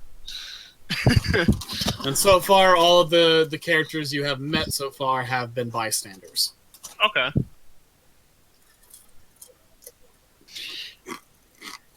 But YouTubers are the worst monster of all. Just like people on Twitter. You almost became an isekai protagonist. I like if a little kid said that. Oh, Well, if that happens, I had to stat Kaiko up in D&D if that happened. Oh my god. oh my god. Holy shit. In BB's next game, just suddenly Kaiko falls out of the sky. Oh god. Also, Or- I now that you've shown me that T-Rex TT, I have such a strong urge to find it. Mm-hmm. Wait, what T-Rex? Ah, it's so cool, Shady. It's a Jurassic Park T-Rex and a mechanical T-Rex. You have a Oh, Lego wow. set. It's so cool looking. Yeah, let me see if I can find it. I think you posted it earlier. Mm. I did, but people don't like scrolling up, and I don't. Yeah, that's fair. I desperately want to find that thing now because it's so good looking. It's been sitting at my local Meijer, and I've been like, at night I dreamt I held you in my arms. He has a mighty need. I understand that need. Oh yeah, I forgot I had Ren's Garden of Delights muted. And then you looked at it. Yep, I am looking indeed. I just Shady. Look at that. Behold, the garden of my delight. God damn. Yeah. I looked at the T-Rex. It looks so solid. Yeah. How much is it? He asks, worried. $90. Oh, why? Which is why I'm waiting for Christmas money. It's fair. But, like, for me, I already have all the Lego T-Rexes I need. I've got a green one, a red one, a brown one, and a tan one. So, like, the T-Rex is sort of surplus to requirements for me.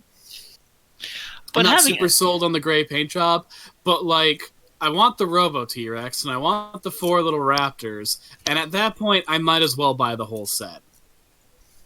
Yeah.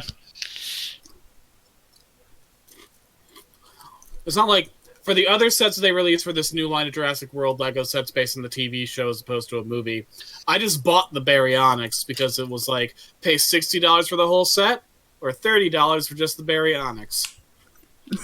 Oh. My dragon's coming along nicely over here. Very good. nice. I've got most of his body, and I'm working on a wing.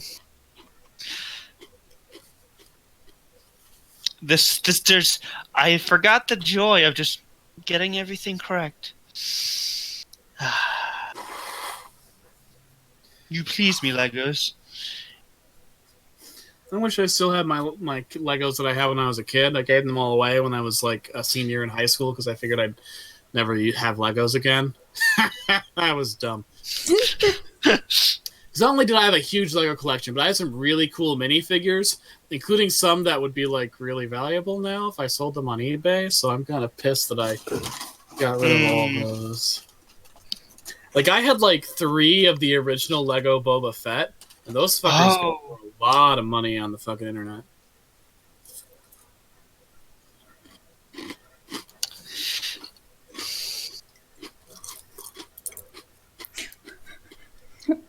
I also had a whole bunch of Lego Jar Jars, but finding all of them in one piece would be hard because I remember tearing off all their heads and putting them on pikes in my Lego castle.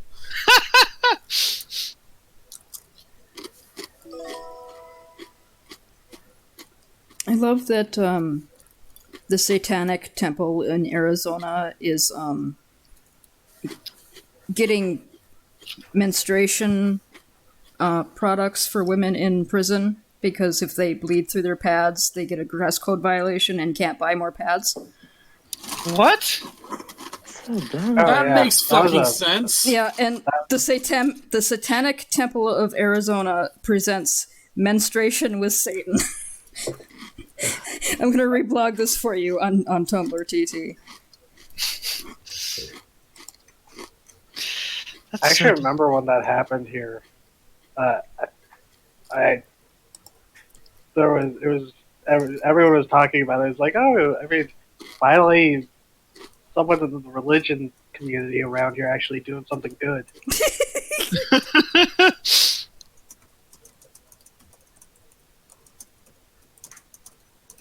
Yeah, apparently if they bleed through their pads, then they only get 12 a month, which is not going to go very far.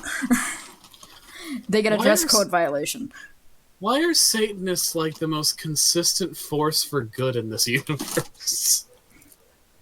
They have nothing else to lose. Whenever there's real world Satanists in the news, it's always like they're stopping people from violating like people's free speech. They're buying menstruation pads for prisoners. It's like That's because they're not interested in what other religions are. Yeah. They don't care if you're part of their religion or not. They're just,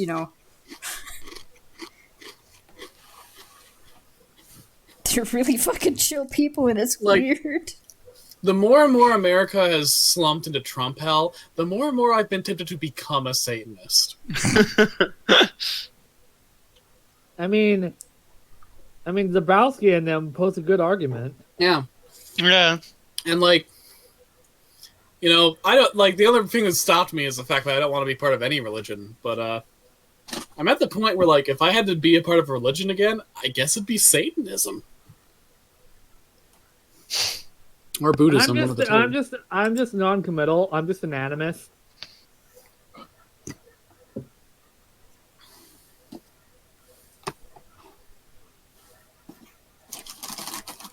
Like, I just think it's great that the Satanists are the only people who are actually doing what religious communities are supposed to do and helping their own communities.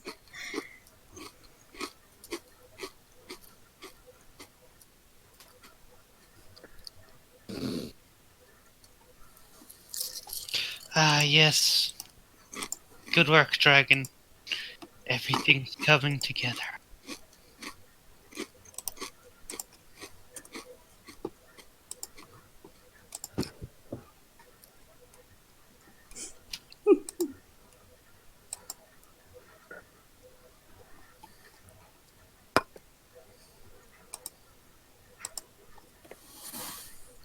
Turn around, Satanist.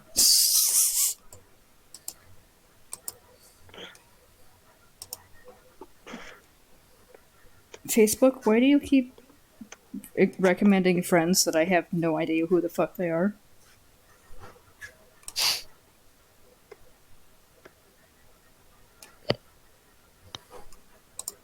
Yeah.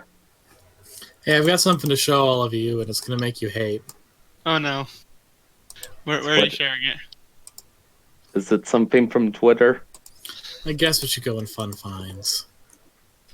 Oh no. Oh no. It's not a fun find, is it?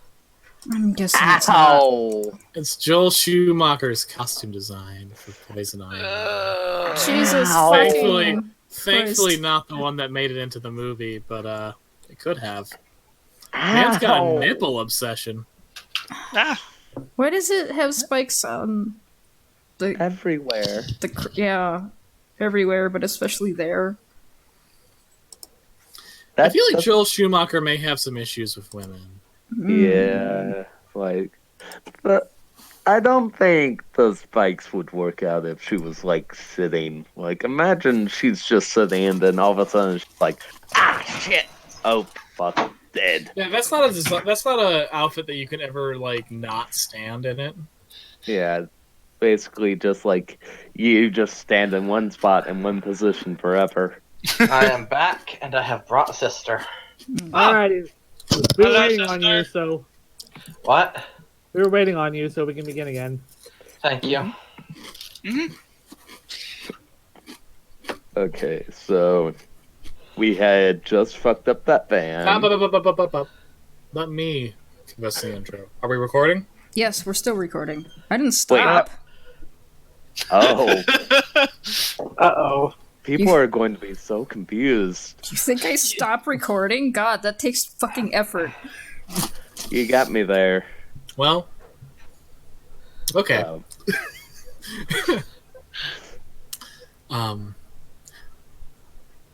So, you, our stalwart heroes, just finished capturing a YouTuber in a very strange Scooby-Doo-esque trap that was also a reference to Search and Rescue Woods. Right. As you do. They also succeeded in robbing the YouTuber's van of most of its film equipment and slashing the van's tires and putting the van into neutral so it could just sort of slide into trouble. Which it did. Ooh. Which also hides the evidence of the tires being slashed because the In damage. fact, it slid backwards and hit a fire hydrant. Oh! Oh. Now it's dented on both sides. Yeah, symmetry. Well, after that rousing success, what are you guys gonna do next? We're heading to the lake after dropping off the equipment at a secure location. And Marvelous. not before Zoe profusely thanks Kaiko for saving camera. Kaiko's sister, an FBI agent, she knows how not to leave evidence behind. Where is the Zoe- secure location you're dropping this stuff on? Let's see. I think Kaiko's house would be closest, Yes. or our house. House is way down there in the woods. Yeah, Right. it's farther. Over the river and through the woods. I think Isaac got an apartment or a condo middle of town. Well, we're heading to the Yeah. lake, so Let's put it in Kaiko's house in the middle of the woods. That's a good place to stash some loot. Kaiko knows a nearby abandoned bunker she can just hide shit in. Of course she fucking does. Because the abandoned melody equivalent of the TNT or the old fireworks factory is nearby, which there is a few bunkers nearby where Kaiko lives. Okay. So you find... Are you guys agreeing with that plan? Yes. Yeah, I that's agree good. with that. Okay. That's fine. You guys go out into the woods near Lake Alto and find a creepy old bunker. Why do you know about this? I may or may not have been looking for Mothman. This place definitely has Onryos. Probably also has tetanus. Mm-hmm. Either way, it's a good place to hide this stuff here, though. So it's in none of our houses in case, we did leave something behind. Or in case there's some kind of tracking device. Precisely, so we can blame it on further cryptids. Okay. Have you been inside this bunker before, Yes. Kaiko? So Yes, it's we- unlocked. Yes. It's like there's teen graffiti all over the place and everything. It's like Okay. It's like the old Leeds Yeah. house. You open up the bunker's doors, and you all hear something inside the bunker. There's this snuffling sound, and when the doors open, you see the glint of something's eyes inside. Ooh. Mm. An enormous feral hog runs towards you out of the bunker. What do you guys do? Jump the fuck out of the way. that's one. Yeah. Out of the way. Yeah. I'm Let's not. Yeah. fucking pick. I'm Everyone out who of wants here. to jump out of the way is doing an act under pressure roll. Oh shit. Okay. Alright. Act under pressure. That's cool, right? Yep. That I rolled a 9, so that is a 10 for me. Ooh, I got got a a- Post Well- it in chat, please, so that way I Okay. can... I rolled a 9. Fuck. Act under pressure, right? Yep. God damn it, Sergeant Parker, the biggest hog in these parts. Oh no, Oh, Zoe. no. Oh no. Okay. Zoe, that's a failure. That's not good. Oh no.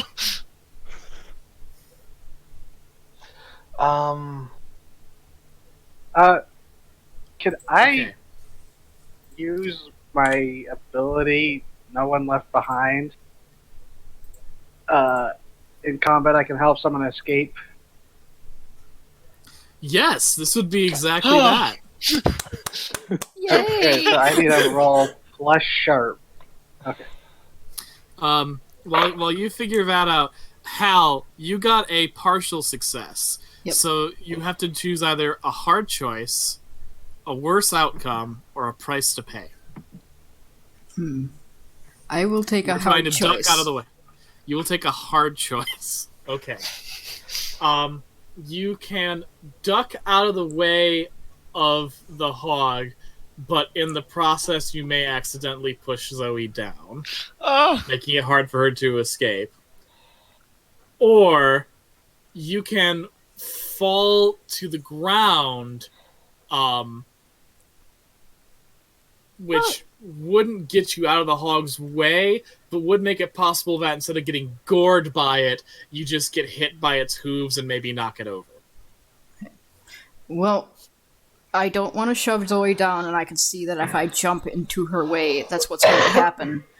So I just kind of try to go the different way, and my feet tangle together, and I fall over. Okay, good.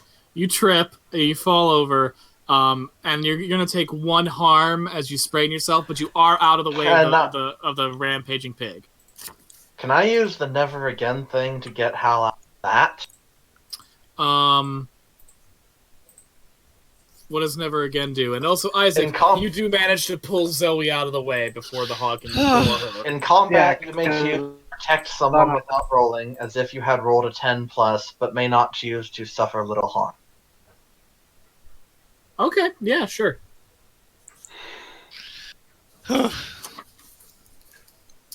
It's fine, I'm just fulfilling my role as the fucking Daphne. So that's really sweet. You all managed to help each other out of that one. The hog bursts out of the bunker and goes running, screaming. Also, doesn't Celia get experience for helping Hal? I don't know. Is that one of the things that you get experience for? I think Hal has that because. Yeah, because Hal is the mundane. Celia, you protected him, so yeah. You get experience. You get experience point. Ooh. Does my failure mean anything? I don't know. Did you roll one of your highlighted skills? Let's see. That was a cool. So no. Sadly, no. Okay.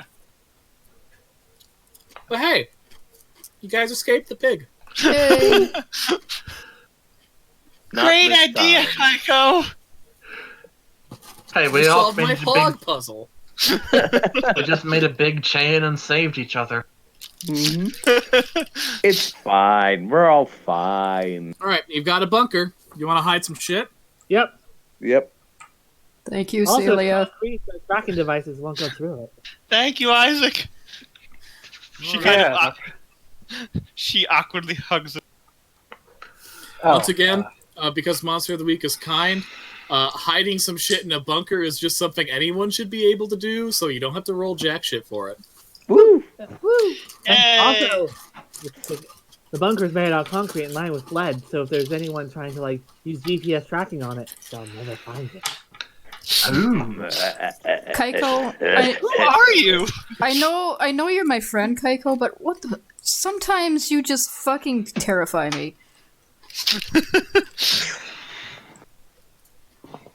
They tried to kill me today. I'm a little salty. That's fair. That also doesn't change the fact that sometimes you scare me. Isn't that what friendship is about? I don't want to concede Says the that point. creepy gravedigger. I don't want to concede that point to you, but goddammit. Thank you, cuz. Thank you. Isaac, are we actually related to him? I mean, I haven't been to the family reunions in a while. But... See, Isaac says no, so we're not. Isaac isn't on his side of your family. Mm-hmm. That doesn't rule out the evidence. His mom is your mom's cousin, so there's every possibility that it could be on your dad's side. Yeah. He married my aunt during something that happened in Vegas. Mm-hmm. Wait, is Drake related to everyone? Not Tycho. Lucky you. The I only mean, family she has left is her sister, and well, should we know be- that though? Kaiko, I'll be like the father you never had. Drake's family may not be very prestigious, what but do I have to roll to kick Drake in the nuts? they were large and they got around. You What do I don't have to have roll to to kick- roll anything, remember? It's something anybody could do. I'm dodging. Technically, no. Technically, that would be a kick some ass roll on Kay's part, and Drake would have to read a bad situation to try and avoid. So that'd be sharp. Oh my god! Fucking god. I got an 11. Okay, I'm gonna try and convince them to calm the fuck down and not. I also got an 11. Okay. Let's see how this goes. Unless I misread that. And, can I Go try? to read a bad situation. Can I try and calm them down? If you could try and manipulate someone to calm them Oh wait, down. that's one of my skills: a pleasant and friendly manner. When you politely manipulate somebody, your impeccable manners always count as a reason for the person to do what you want. Okay, guys, we're trying to fuck over the YouTuber, not each other. Mm-hmm. Okay, so here's what happens. Yes. Normally, I'd give you a list of questions that you could ask, and I would have to answer on the 10.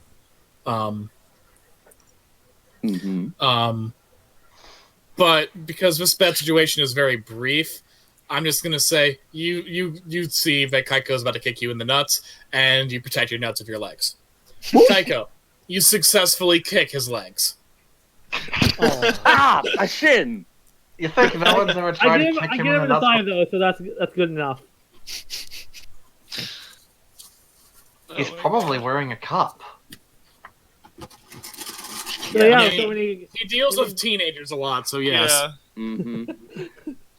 Under armor. Cling, cling. All right. Well, you just- we've successfully resolved the Kaiko kicks Drake in the dick subplot, as well as just got saved from a pig. All the equipment is stored. What now, gang? Well, I'm gonna let's, go find that fisherman. Yeah, onto the lake.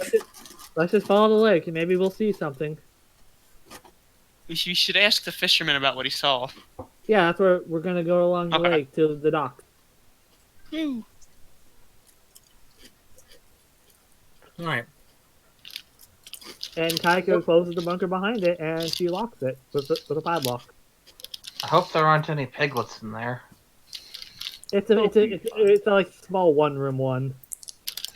I think when we were putting stuff in there, we should have. You seen would have it. noticed a pig, and if there were piglets, the mom wouldn't have left. The mom would have turned around and tried to gore us if there were piglets. Yeah. Then our first combat would have been against the pig. And then when we killed that, there would be 29 to 49 more. Instead, the first combat was against Drake. Like Alright. we all knew it would be. Yeah. When you guys get to Lake Alto, most of the news vans and media have left, but you do see sitting by his rowboat on a bench, Horace Shellstrop, 15-time award winner of the Melody Fishing Contest, being interviewed by a sort of prim woman in her late 20s, while a member from the DNR stands behind Horace and just shakes their head beneath their tan cap. Like it's sort of like a Mounties cap. That's what DNR officers wear. This would be Officer Sam. Those of you who have had run into DNR, Drake, you would know because as a technical member of the Parks Department, you work with the DNR on quite a few occasions. This is Officer Sam. They've been at the DNR for about 3 years now, and you are not sure of their gender. Okay. All right. They're very androgynous. But relatively nice kid. Real enthusiastic about protecting the environment. A little bit chipper for your taste, but otherwise a good kid. Kaiko, as a person who is fond of conspiracy theories, you recognize the reporter. This would be... Where is it? My note. Tell me my note. The note. Oh, damn it. Okay, I'm going to have to look in the NPC list. I could have sworn I wrote it down, but maybe that didn't get saved. This would be Ava Avenue. She's a top reporter of the Melody Sheets, the mainstream newspaper of Melody, shall we say. You think that her stuff is shit. You generally prefer the Melody Notes. Of course, they both pale in comparison to the blog Strange Vibrations, which is where you really learn what's going on in Melody. Oh, hell yeah. Oh, hell yeah.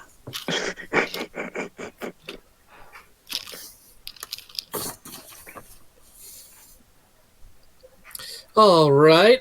I think I've got enough for my article. You've been very good, Horace. Don't you condescend to me, young wish. This is my first rodeo with that auto pogo, and you're sure no how. It's a very wonderful voice you're putting on, Horace. This is how I normally talk. Okay. Does Kaiko know Horace? I mean, you know that he's won the Melody Fishing Contest like a bajillion times. Very well known in the Melody fishing community. You're pretty sure there's a 45% chance he may be an alien. That might explain his winning streak. But as far as Melody Z-list celebrities go, he's not high on your radar. Everyone in the fishing community talks about his perfect cast and how they've been trying to figure out how he does it, and you're pretty sure that's a sign that he may be an extraterrestrial. That's not an extraterrestrial power. That's a merman power. Yeah. Kaiko, if he's anything, he's a merman. It's a USO, unidentified submerged object. You see him in the Bermuda Triangle all the time.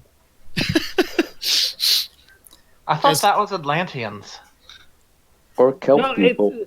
The term Atlantis is a myth. Lemuria, on the other hand. I thought that was near Madagascar. No, it's actually in the Pacific. Huh. As Ava Avenue leaves, Sam, the DNR officer, turns to Horace and says, "Why did you have all of these interviews out by the lake? Like, you could have gone to their office." "Well, young person. The fact of the matter is, it's just a lot easier to be out by the lake so they can take a photo, give his town some nice publicity, and make sure a better storytelling of a good environment." It's a hoax after all, huh? I was planning on having a pleasant day by the lake, and I'm sure I am having a pleasant one. Well, atmosphere is priceless. It's just look at these young teller. whippersnappers. You want to hear about the horrible life or death experience I had this morning? Yes. Absolutely. Sure. Of course. All right, so this is where you guys are going to have to investigate a mystery. Finally! Let me get me to my page. This is actually a fairly complicated move. Oh my. You may also have to do some manipulating of someone. Like the other moves, they're covered in about a page. This one is 3 in the Keeper's Handbook. Oh. So when you investigate a mystery, you roll plus sharp. On a 10, you hold 2. On a 7 to 9, you hold 1.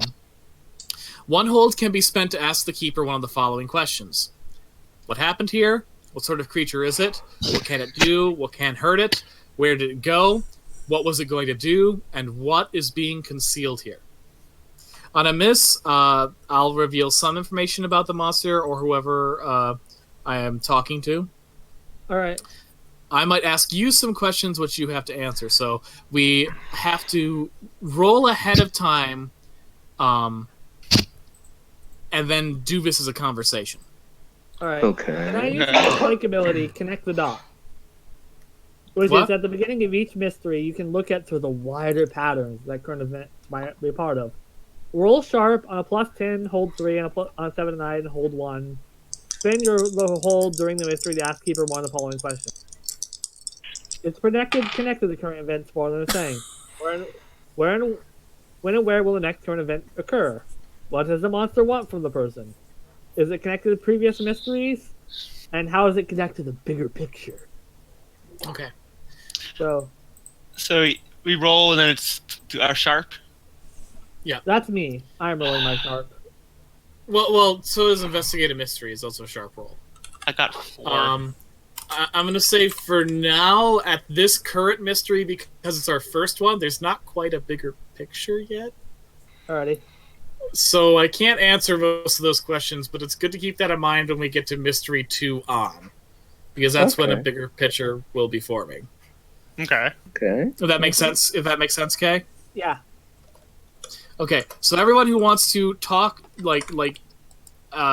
talk to this witness, you're going to have to roll an investigative mystery roll, Which is sharp.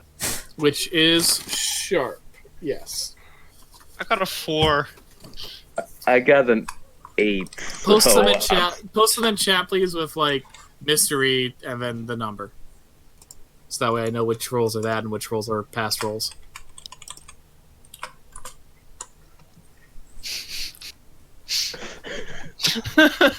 It's Zoe, what up? I only have 4. Okay. So if you failed, you do not get to ask any relevant questions. Oh. You Oh. can still join the conversation, but you don't get to ask any relevant questions. If you got a 7 through 9, you get 1 relevant question. Okay. And on a 10 or above, you get 2 relevant questions. And the questions are, again, as follows. What happened here? What sort of creature is it? What can it do? What can hurt it? Where did it go? What was it going to do? And what is being concealed here? Okay. Say, old timer, what kind of creature is this Alto Pogo? Oh, it's a horrible beast. It's like a snake that swallowed a barrel or had sexual congress with an alligator. Yeah. It's this enormous thing with a long snaky neck and a long snaky tail and a big round body with humps and flippers and a long crocodile-like mouth with little hornies on the top. Okay. Okay. So, Alright. looks like a Lagiacra. What exactly happened? Oh, well, I got up at the crack of dawn. I went down to the pier, got out my boat, got my prized bait and my beautiful fishing pole, which is now gone and lost forever. And I went out into the lake to have myself the first fish of the summer, and I caught something big, and I was reeling it in. Oh man, the first big catch of the summer. I couldn't believe it. And then I saw it breaking out from the water, that big humped back with the ridges, and I pulled trying to get my fish while looking at this thing and wondering what the hell God's good Karina if it could be. And that's when I saw that head rise up from beyond the hump with those eyes blazing red like burning coals, and my fish in its goddamn chompers. And I pulled, but that son of a bitch would not let go of my fucking fish. Apologies for the swear. And I pulled, and I said, damn you, give me my fish. I caught it. The rat bastard pulled the pole right out of my hands and slunk back off into the water like the shallow-minded thief it was, son of a bitch. Where'd it go after that?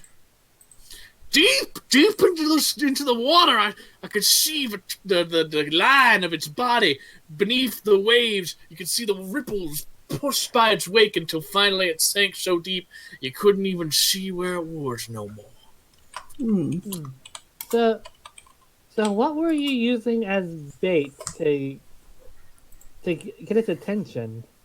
Well, to tell you the truth, I'm pretty sure it was after the fish that I had on the hook. And now what I have is, of course, Shellstrop's prize bait. And he picks up a bucket that has like a logo for his fishing shop. And it has all these night crawlers in it. You know, only the best worms get the best fish. And of course, we will be having an Alto Pogo sale this weekend. So make sure to stop in. As you should. And where on the lake were you fishing by chance? About thereabouts, not too close to that small island there. There are numerous islands on Lake Alto, but he does point out one specific one that's, it's not huge. You could probably put like one or two houses there, maybe three if they weren't too big. Is it the one with the abandoned lighthouse? No. Okay. Was there anything else you can recall about the situation? Something strange? Well, now that you mention it, here? My wife is a bird watcher, and I've learned to listen for certain bird calls. And as I was on the lake, I heard the beautiful song of the egret and a whole bunch of other little things like a titmouse and what have you. But I did hear one sound I could not for the life of me figure out. It was just sort of like a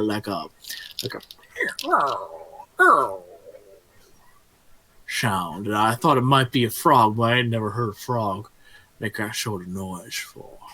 A gator? There's no gators here, Melody. We in Florida. You mentioned this wasn't your first rodeo, Pogo. What were your previous encounters with it? Yeah, right. Well, there's been many times on the lake I've seen things that I thought could be the Alto Pogo. You see sort of a hump or like a large sort of log-shaped thing that could very well be in the sleeping form of the Alto Pogo. And of course, my friend Clancy, he caught that picture of the Alto Pogo that they later said was a log. Yeah. To be fair, that was a terrible picture. Yeah, Clancy's not a very good photographer, as it were. No. I can tell.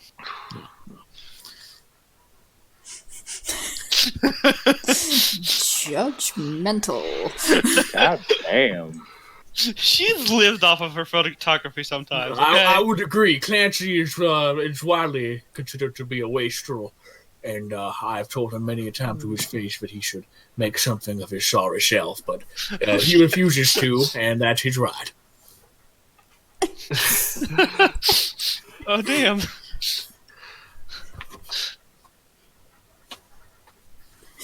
Any other questions? Anyone got any left?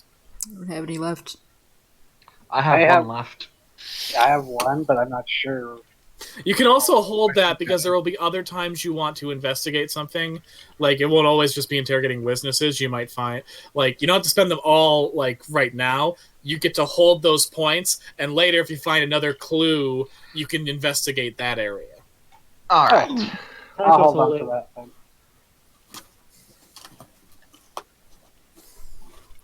So, thank you. You are all fishermen, I hope. Yes? Yes. I was Good. considering. Then make sure you come on down to our fishing establishment where I sell my delicious nightcrawler bait. It will attract so many fish. And if you tell them that you talked to me on the day I survived the wrath of the Alto Pogo, I will make sure you get an additional 5% to the Alto Pogo discount. I see. That's very generous. Thank you. Thank you. Thank you.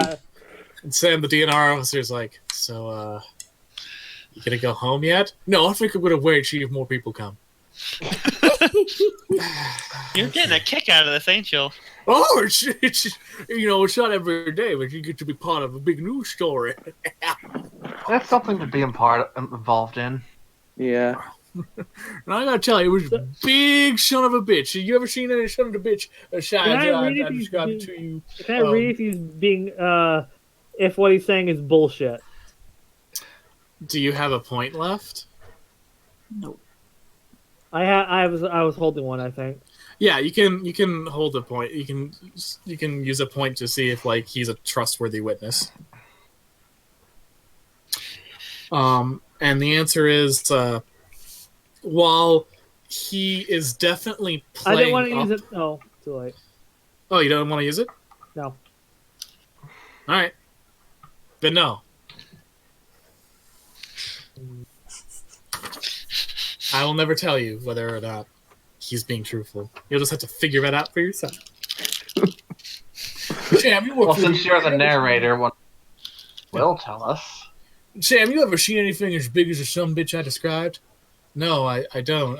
I've never seen anything like that because the Alta Poga doesn't exist. Oh, you a skeptic. You're working for the DNR of Melody, and you're a skeptic about the Alto Pogo. Do you at least believe in Southpaw Sam? The Bigfoot that plays guitar? No, actually, I don't believe in that. Melody Mothman? Yeah, there's Mothmans in West Virginia, too, and it seems like just something that people like to bullshit about. What a stick in the mud. Theoretically, could you have just seen another giant snapping turtle? A snapping turtle don't got a neck like a snake, you silly bean. I mean, they can Have you stretch seen that them this is out. Yeah.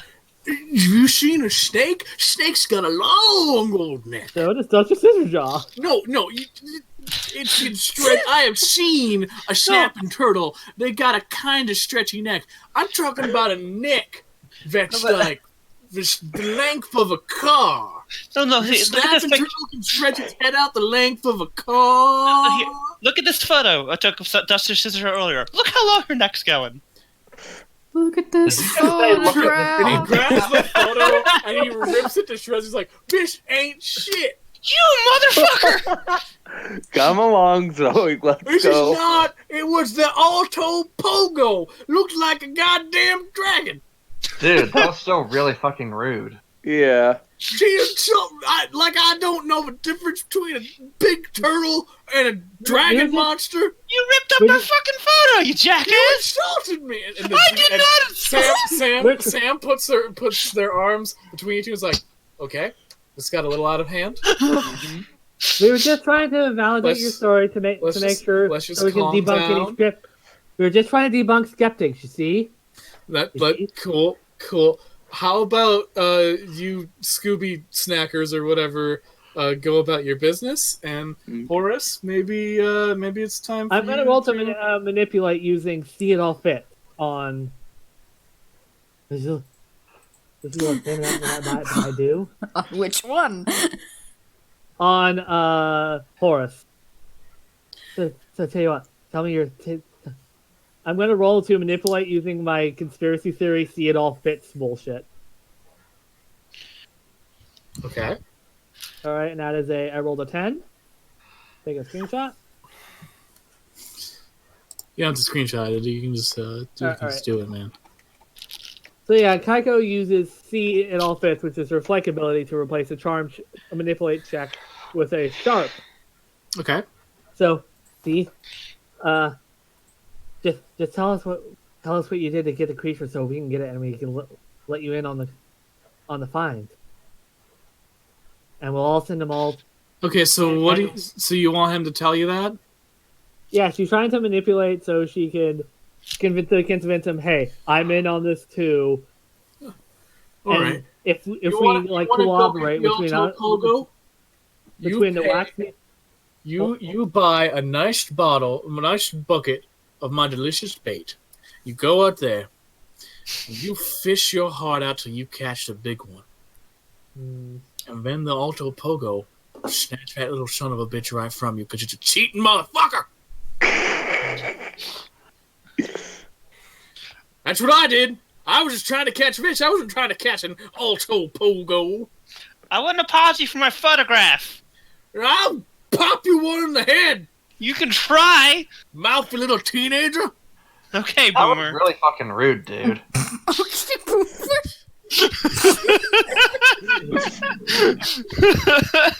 Roll for emotional scarring damage. Sam, the DNR agent's like, Horace, I think you might want to go get lunch. I think you should get lunch, man. You've been out all day. Get lunch, Mom. I am kind of hungry, though. I'm going to go get some lunch. But if the more people come, you tell them, come to my fishing shop. Not these rapscallions, though. What's I do? And Sam looks at me and he's like, aren't you at the Parks Department? Yeah. I am indeed. And they look at you, and they look at the teens and the accountant. Yes, I know it's a very odd group, but I feel as my job I should ask what this is, but I feel for my sanity I should go. That's Yeah. probably the better choice. Mm-hmm. See you at the next event, Sam. Yeah, you too. We're the friendly acquaintance Friend. 5. And Sam leaves. That went well. Are you sure? Well, but, it went somewhat well. We got information. I Our lost group my doesn't- photograph of that scissor jaw. It was a digital Yep. camera, wasn't it? Don't you have the digital copy? Still, It's fine. the first one you print out is special. You still have the information. You can get more. Don't worry. That individual did raise a good point. We should name our group. Mhm. Should we? We just met each other and we're naming ourselves a group. We're just doing an odd job. If we name it, we have to keep it. I don't know if I want to keep this or not. No offense Aw, to come anybody, but I don't know if Maybe- I want to keep maybe this or not. Maybe if you actually find something of note, but You don't have to buy friendship, dude. You just gotta. You just Get gotta into believe. Mm-hmm. Believe with the heart of the cards. I'm going You- to leave now. You said it, Wyvern. Kaiko follows. Come back. As soon as he Oh, said oh. believe in the heart and the cards, he just kind of threw his hands up and started walking. Kaiko follows Hal. Come back. Please. I don't have my vehicle this time, but please. You still have your So you're bike splitting on. up the party? No, I think they're following after us. Are they? Celie just goes back, takes Drake by the hand, and pulls him along. Zoe's still kind of grumbling about her photo. I don't know where Hal is going, but I'm sure Kaiko will tell him where to go. He's just walking away from that. The heart of Although- the cards. If I do go investigate something scary by myself, that would be interesting. And So our job is to ruin the YouTubers, which we did. Yeah. Now we Sort of. gotta look for the. We destroyed their car.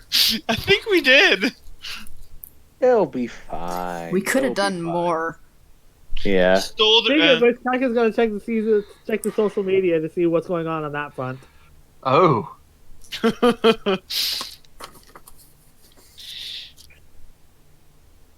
CT? Alright, so you're checking social media? Yeah, checking to see what any updates from Clifffucker.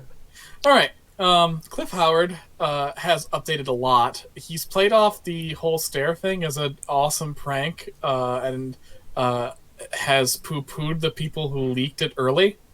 And his rabid fan base has swarmed to his defense and vowed to find and dox the leaker. So that's fun for Hal. But Let's on the plus side, try. Cliff Howard has also tweeted a lot. Most of it sort of incoherent, rambling nonsense. But amongst the bullshit tweets, he has explained that right now, after earlier getting an interview with the fisherman who saw the Alto Pogo, and exploring some of the islands in the middle of the lake, he and his crew have decided to check out the sewers in search of another lesser-known cryptid while they prepare to take on the Alto Pogo itself, because they need to find a boat. They're going to look for the Melody Sewer Gator and Big Sid. Well, I guess the little turd wanted to be among his people. Ooh. Damn. So despite you guys stealing a lot of their equipment and all that, it seems that the show will go on. Maybe it's a good thing I didn't go with Plan A. They might not even notice at this rate. We should have gone for the head. Is he live streaming where he is right now in the sewers? He's not live streaming, especially because he doesn't have equipment to do that right now. But he is live tweeting it as he explores the sewers, and there's like photos of him looking real gnarly while covered like head to toe in ponchos, so he doesn't have to touch the stinky poo water. So we can figure out where he is. Yeah. Is that legal for him to be down there? No, but he's rich. What? Damn. Also with him is Cabbage, who seems to be, rather unperturbed, and Daisy Moonbeam, the hippie, who does not seem to be enjoying her trip through the sewers. Aww. In the photos. How far away are they in the sewers? That's a good question. Who here knows the sewers? Why is everyone looking at me? Even if you answer the question, you still... Yeah. I mean, you have a secret bunker, so... Hey, it was used in a lot of documentaries about the Melody Mothman. If any of you have a reason, an in-character reason to know the sewers well, you can. Otherwise, you're gonna have to go to the library and investigate a mystery. I mean, would that earlier comment about the sewer clown mean anything? Yes. Oh! Definitely. Use it. Is that actually a thing that happened? Yes. Yeah. Yes. Alright, so... Drake has a reason to know the sewers. Drake, Damn, fucking straight. he's gonna In which case, you do know that they are from like the photos that he has posted on Instagram. He seems to be in the drain that is close to Lake Alto. Huh. This is not a particularly hazardous. Like, there's not going to be poop water coming out of that drain because it's leading into the Lake Alto. It's going to be the water from the treatment plant. I'm not going in there. It's going bad. Yeah. I'm not going in there. I'm going to find the closest water spout, the fire hydrant. I'm going to turn it on so it floods the sewers where they are. Yeah. You're going to want to do that one. Let's kill them. Or at least push them into the more... It would only knock them over into the shit water. When I made these characters, I didn't expect them to be the monster you guys were trying to. It wouldn't kill them, it would just be a big rush of water that would knock them over off their feet. And probably knock them into the shit water. Exactly. The fisherman mentioned... Wait, so the sewer leads into the lake, and he mentioned chirping. And the sewer gator... What if the sewer gator and lake monster are all connected? Huh. I don't want to put it past that. While they are talking about this, Hal is going to go and do what he said he was going to do, unless anybody stops him. Nope. No, Okay, wait. so No, wait, Hal is going to go and find like a fire hydrant nearby the Lake Alto drain. Celia's going to accompany him in case he... Okay. No, All right. no, Kaiko's gonna find the nearest bathroom above and go use the bathroom. Oh, damn. Succeed where I failed, Kaiko. Jeez. But what she's gonna do is she's gonna take some of the leftover Duchess Citrus Jaw food and dump it in the toilet Oh. This is starting to feel like that one robot and flush. Joker. Okay. Okay, I'm in the process of opening the thing. If nobody is going to stop me from doing this, You've run the green mile. Now try walking the brown mile. I mean, you gotta find it first. Yeah. Investigate. No, because there's no one to like. I guess. You Google it. Use Google Earth to figure out the closest fire hydrant. You spend an hour or so walking to that location. Mm-hmm. But now you gotta do act under pressure to sabotage a fire hydrant to try and flood the sewers a bit. okay. Do you want to help me, Celio?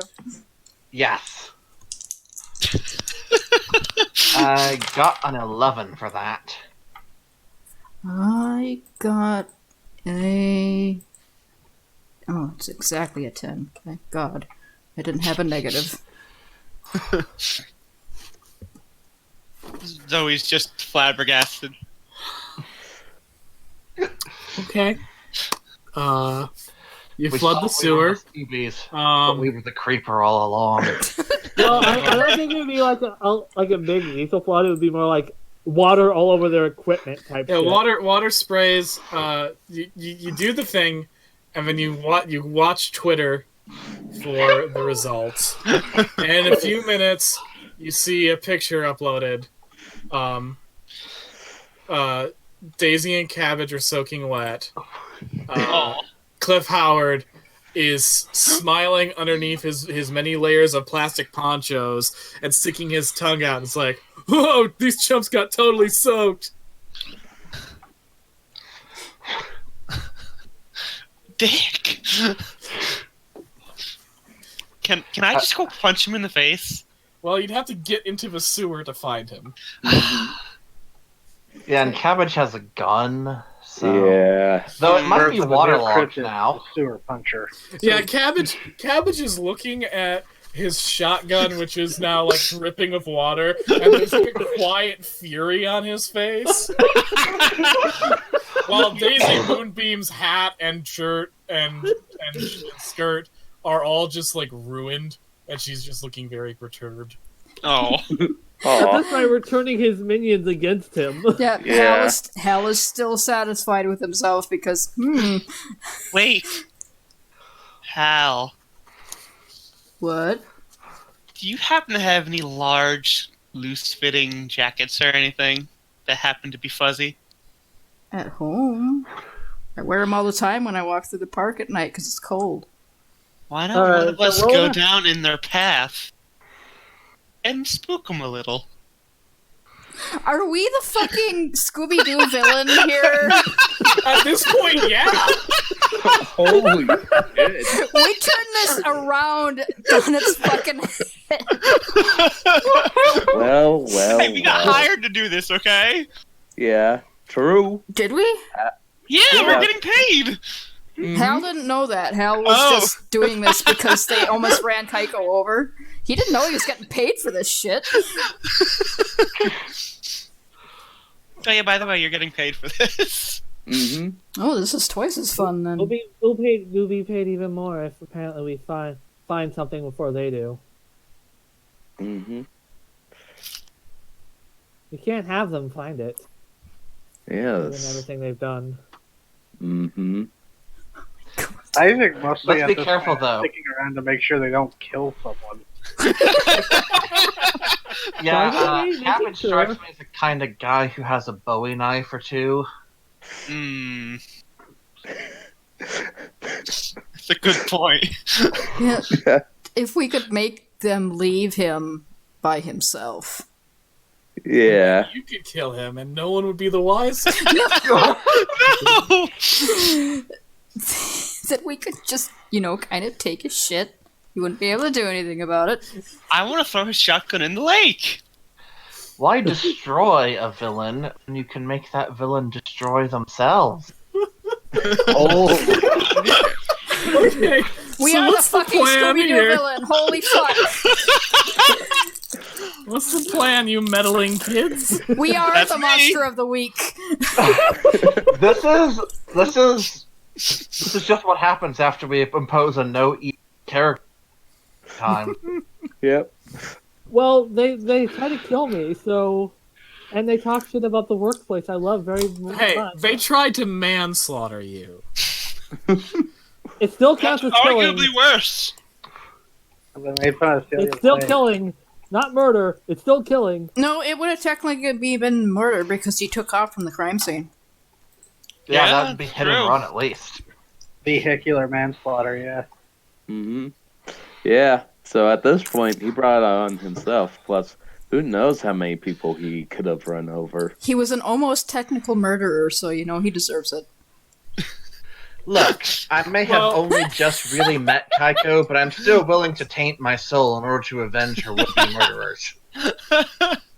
So, you just dumped a lot of water on the gang. On And the also, trio. Kaiko made sure some of that water was viscera filled. Yeah. Cool. Like- You just did some foul shit to the cryptozoologists who are still in the sewers, undaunted, but now significantly less happy. Where are you going from here with your master plan? Okay, Well, so the So the question- spook in the so I Kaiko's instead going to text Oren to see, call her boss to see what to do next. To get some advice, call a friend. Yep. You call the work phone. It picks up. Hello? Because I'm going to use Kaiko's ability, Net Friends, Okay. which is, a lot of people on the internet. Okay, so you're not calling your work friends then. Or, that's what it says. When you contact, it specifies net friend with a mystery, and roll a plus charm, which I can use sharp instead of that. On a plus 10, they're available and helpful, I think. Okay. So you call your net friend. Who is your friend from the net? Or, I was just thinking if I could use it to call Oren, actually. Okay. As he's my boss and he is a connection. Okay. You call work. You initially get Simon, but he hands you over to Oren. Hello, Kaiko. How are things going?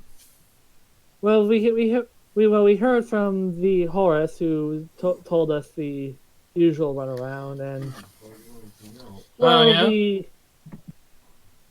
What was the story of Horus?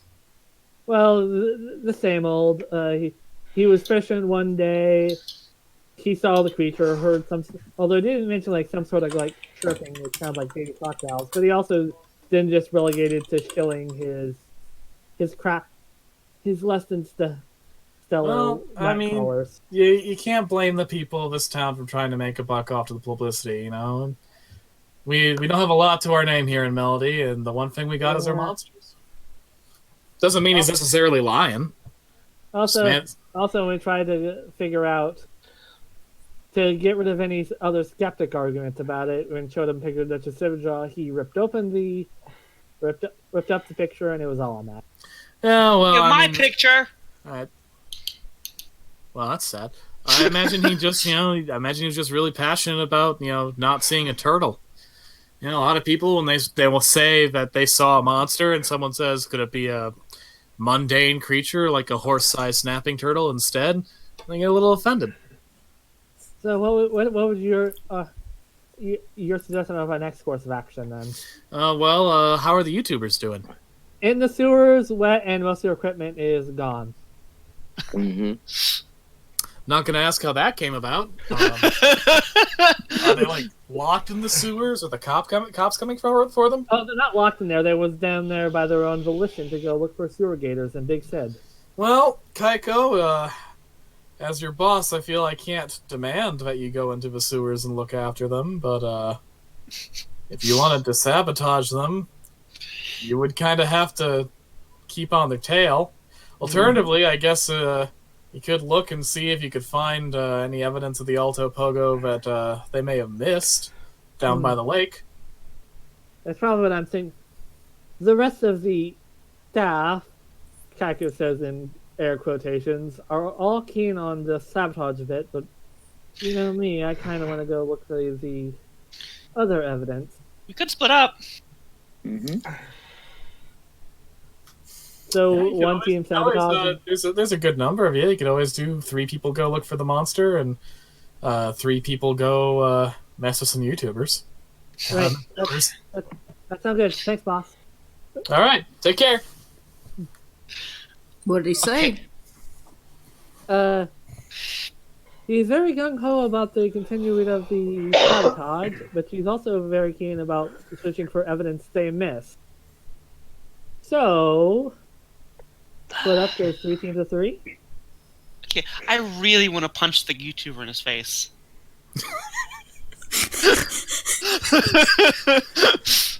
Well, sewer clowns... The sewer well, puncher. The sewer puncher! Brand new cryptid. well, you could dress up as zombie clowns in the sewer. Looks at Drake. Suddenly, I don't know if I want to go in the sewers with these two or not. Come on. I wanted to go look at the lake, but I feel like someone responsible needs to go with you. Well, that I rules do me have out. some I do have some clown makeup back at home. We've been talking about clowns a lot lately. Either way, they're close to the grade that leads to the lake, so that would be a good place to put up there and look for evidence. So one team can go look for evidence, quote unquote, that they missed, and the other team can go. Fuck with some YouTubers. Should we really split up? Yeah, that seems a bit cliche. I mean, Don't you know? wait, what do you expect is going to happen? What's the worst that could possibly happen? What have you done? At also, this point- Pogo eats the 3 people who are investigating it. Cabbage kills the 3 people who are trying to beat up his Oh, friend. come on, guys. Nothing could go wrong now. Yeah, I was gonna say, watch out for Kevin. She is armed. That is true. So, then Isaac, as the responsible adult, I think you should go with whoever goes to mess with the YouTubers, so nobody dies. I was hoping to go to the lake, but I think this is probably the better idea, yes. Guys, shot in the dark, what if the sewer gator is the baby version of the Pogo? That's where it nests. That crossed my mind. Either way, instances where the sewer goes to the lake is probably a good place to I face suppose around. the team that goes down could look in the direction of the lake to see if there's anything down there. And we could prepare something for the YouTubers to walk into. Like that trap. I could set another trap again. Who are the best handymen or woman? Okay, we have one there. No. Al is works construction. Yeah, so I guess Hal should also be in the trap group. Fuck. We'll make it non-lethal. Yeah. And you'll have the responsible man Isaac with you. You'll be fine. Once they're, entangled or whatever, it's pretty dark down there. We could probably safely yoink their shit and they wouldn't even know it's us. Yeah. Especially if you throw on your heavy, jacket or your heavy jacket and such, they'd think you're the Catman down there. And plus, Hal, they almost ran over Kaiko and they weren't repentant. That is true. Poor Howls is getting roped into this. Fine. Peer pressure. There's 6 of us and only 3 of them. Why don't we just go down there and kick their asses? I don't Because one of them has a gun. Yeah. I don't want also- gun. Also, Even if I don't it's- want to. I don't want to. I don't have to deal with that. Also, potential assault charges. Yeah. And Yeah, if they don't know it's us, then then we can't really get caught. Yeah, if you dress up in masks and beat them up. I know! I love this plan, but I fucking hate it in character. so basically, this is like that one video of that dash cam where someone tried to road rage on a bus type thing, and all these masked, like Mickey Mouse, Bugs Bunny, and the Oh god, I remember that. God damn it. BT Dubs, before we go further, it is 10:30 p.m. How much time do we have left?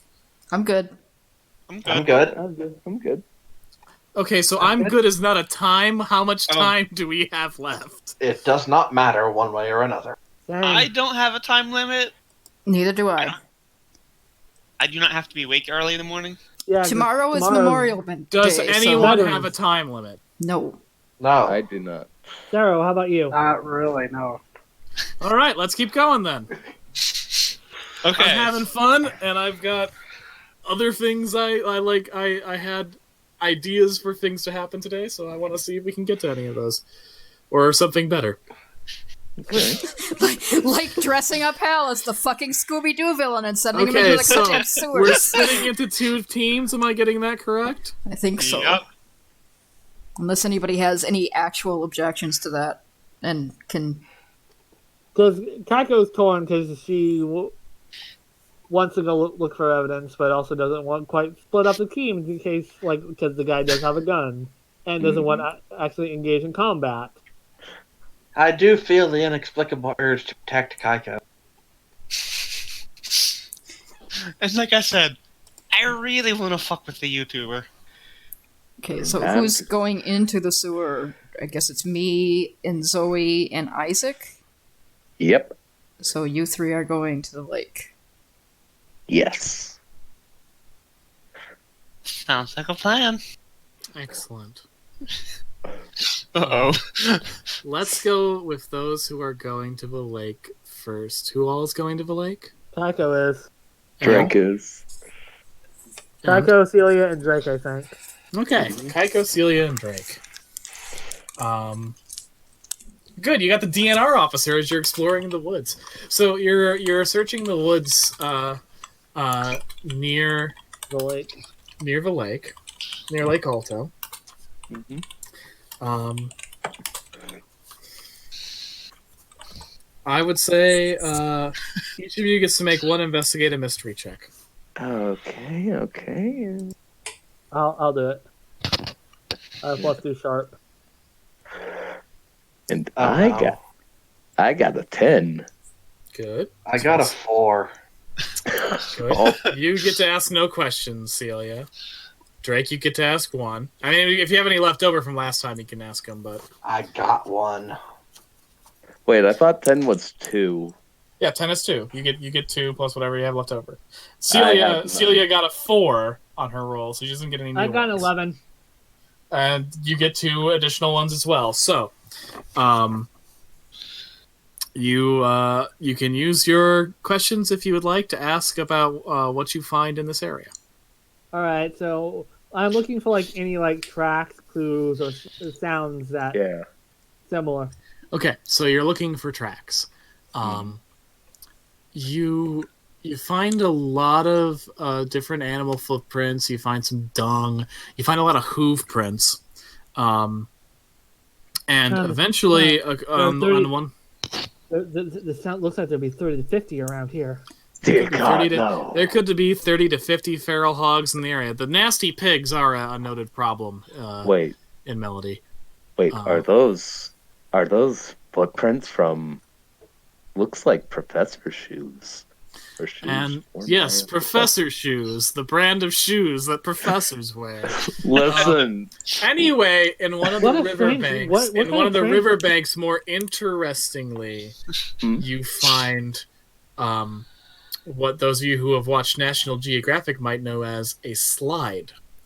It's a part of a riverbank where a crocodilian has used to, slither into the water, and as such has left a very large thrashing tail mark from where it has gone. Now, you're no herpetologist, Mm-hmm. but this is a big fucking slide.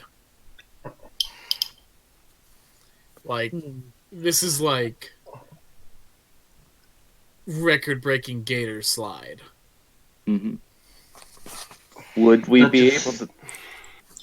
be able to tell like how fresh it would be or something It like is. that? It is fairly fresh. Okay. Guys, this is the biggest otter slide I have ever.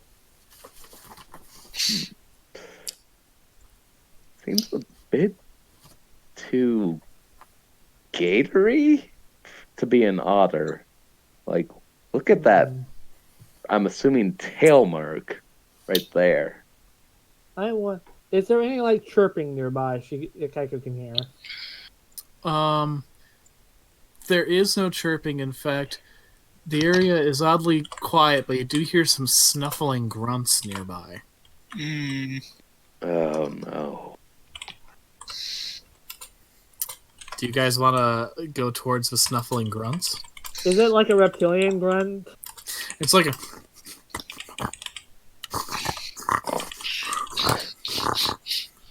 That sounds like a Ferrobola, so it's probably not. Mm-hmm. Yeah. I've seen what happens. They group. Well, you could just sort of look around if you want. Yeah. So Kaiko says that she takes recording photos of the slide. That's Wax Museum photo right there. Yeah. You take some photos of the slide, and you look around, and eventually you do see a very large feral hog approaching, about 20 yards away, approaching the riverbank, and it's sort of digging its head in the dirt. It seems to be eating something that's on the ground. Wait a minute, what's that? You can't see from where you are. You'd have to get closer to see. Do we risk it? Stealth mode activate. Celia drops to all fours into. Okay, if you want to get close to the hog, this is going to be an act under pressure. Can Kaiko zoom in with her phone camera? Do you see if it magnifies the look? You can. You zoom in, but it's just obscured. Like it's got its head down to the mud, and between the distance, the other stuff in between you and the hog, and the fact that the hog is shoving its head right into the mud, it makes it very hard to see. You just need a different angle. Act under pressure, 12. Okay. You sneak up real close to the hog. I'd say about like 5 yards away, and it doesn't see you. And you look, and you notice that there's something kind of white and gleaming in this hole that it's dug up. And then you also notice that there are a lot of ripples coming from the lake. Ooh. Oh I shit. think these might be eggs. And everyone present can make a read a bad situation roll right now. Oh no. Oh boy. Uh-oh. Oh no. Thankfully, I got a Kaiko is 4. way back from the shore. Yeah. Alright, hold on. Way back. Oh no. Or Drake. Also, that levels Kaiko up, because that's her 5th use of Sharp today. Damn. The plus side about read a bad situation is that there's not a horrible penalty if you fuck it up. Okay. Alright, so that's a plus This 2. is so Drake got an 8, Kaiko got a 10. and Kaiko got a 10. Drake, you get a hold of 1 for any bad situation that's going to happen here, and Kaiko, you get a hold of 2. Okay. These holds can be spent. So call these like your bad situation holds versus your investigation holds. Does that make sense? Okay. These can be spent to ask me one of the following questions. What's your best way into a place? What's your best way out of a place? Are there any dangers you haven't noticed? What's the biggest threat? What's most vulnerable to me? What's the best way to protect the victims? Okay. You can use those now, or you can save them if you think you're going to be here later. Either way... Everyone get back from the shore, Kaiko whispers. Either way, Yeah. as this pig is eating something in the mud, something big lurches out of the water. Something green with a very, very long neck. A neck, say, the length of a car. And a head that's kind of crocodile-y or horsey. It moves so fast you don't get a lot of details other than that, but when it bites into the neck of the hog and then promptly drags it under the water, you get the sense that it's real fucking big. Due to using her phone to zoom in, Kaiko had her phone camera out. Did she snap a picture? Since it was already out. You've got to make an act under pressure for that. To successfully snap a good picture, like, you can snap a picture. Whether the picture will turn out will depend on your act under pressure roll. Alrighty. Alright, it's a 2d6 plus 1. That's a 10. Damn, Kaiko. Okay. 5 plus 4 the plus picture 1. you get is still blurry because this thing's moving super fast, but it definitely shows a hog being lifted into the air by some long green thing in the motion blur. You can make out the hog fairly well. It's blurry, but you can make out that it's a hog. And you can make out that something big has lifted the hog off the ground into the air before dragging it underwater. When you look at the water in real life, not in your picture, you see that there's like a lot of thrashing and there's some red mixing in with the muddy brown. Celia is going to back the hell away from the shore. Mhm. If you want to move right now, do you know what that is? That's an What? act under pressure. Oh no. 3. Oh no, Celia.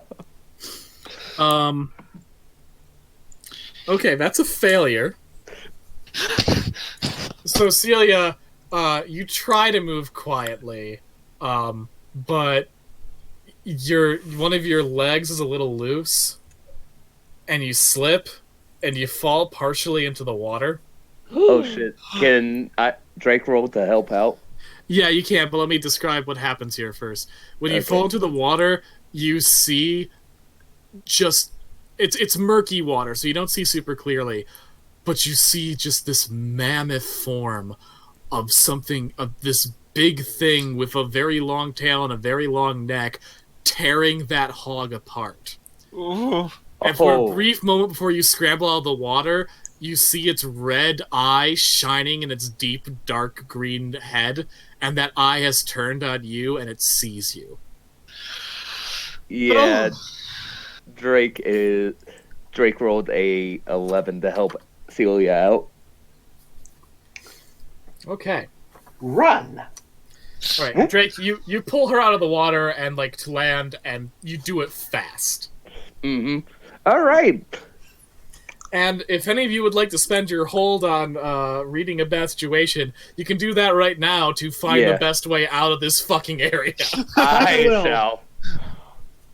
Kaiko will. Okay. Because Kaiko Alright. has 2. Yeah. Okay. You guys get the fuck out of there. Holy so, shit. let's go to the Damn. sewers. But before that, Kaiko is going to tweet the picture to Orin. So you text it to him? Yes. In like 10 seconds there's a reply, and it says, "Oh, that's going on the wall."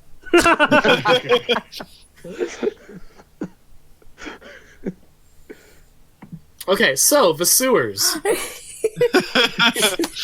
I'm kind of afraid of what we'll find in the sewers now. Oh dear. That's one of the things I wanted to get to today. So, how's it going, friends in the sewers? Let's start your journey. Question. With the agency, I get gadgets. Can I like be kind of improvisational with what kind of gadget? It depends on what your playbook says. I know that there is like a malleability to that. What are you thinking? Oh, just like, something with night vision.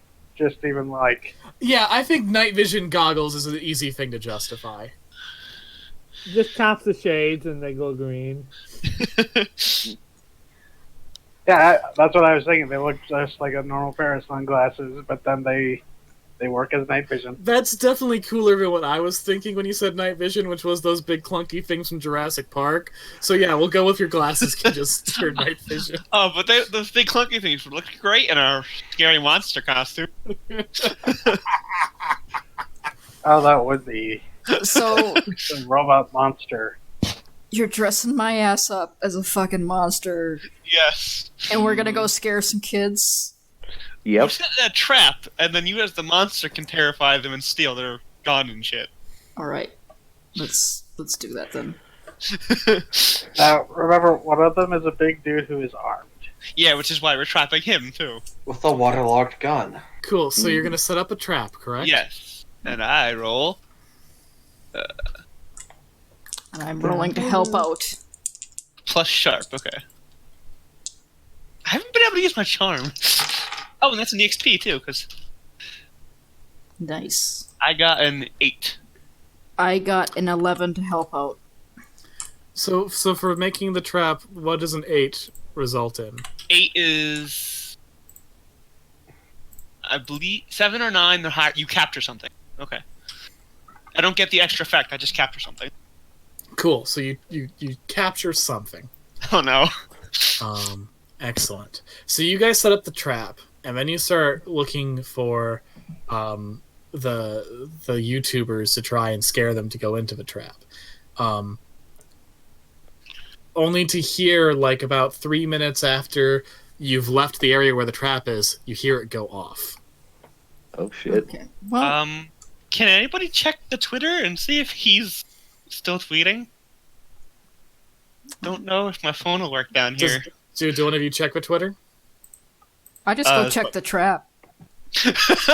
Yeah, go look at the trap. Yeah, don't worry about it. I'll go check it out. Which is my. Don't worry, I'll check it out. You're going by yourself. So I mark You guys- experience for doing that. You guys go to the trap. No, just It's just me. Just Hal. Just Yeah. Hal is going to check the trap. Yeah. yeah. Hal, you go to the area where the trap is. It's dark. It's a sewer, and there's the sound of something thrashing in the water. And when you look at the trap, there is the biggest fucking alligator you have ever seen, writhing in a net. Oh no. Its tail, slashing back and forth, and it is letting out the most pissed off alligator hisses you have ever heard.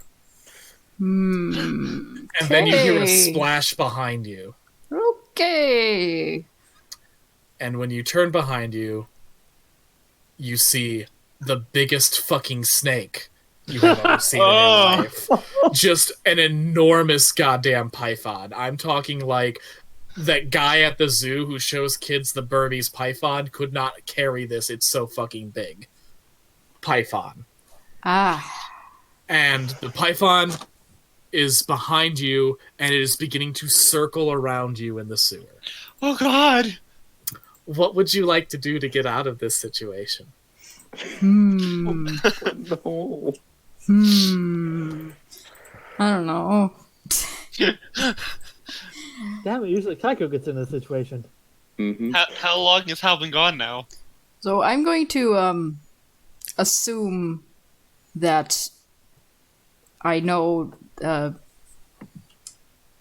Since I've been tweeting on social media, I'm going to snap a picture of this, and I'm going to tweet it.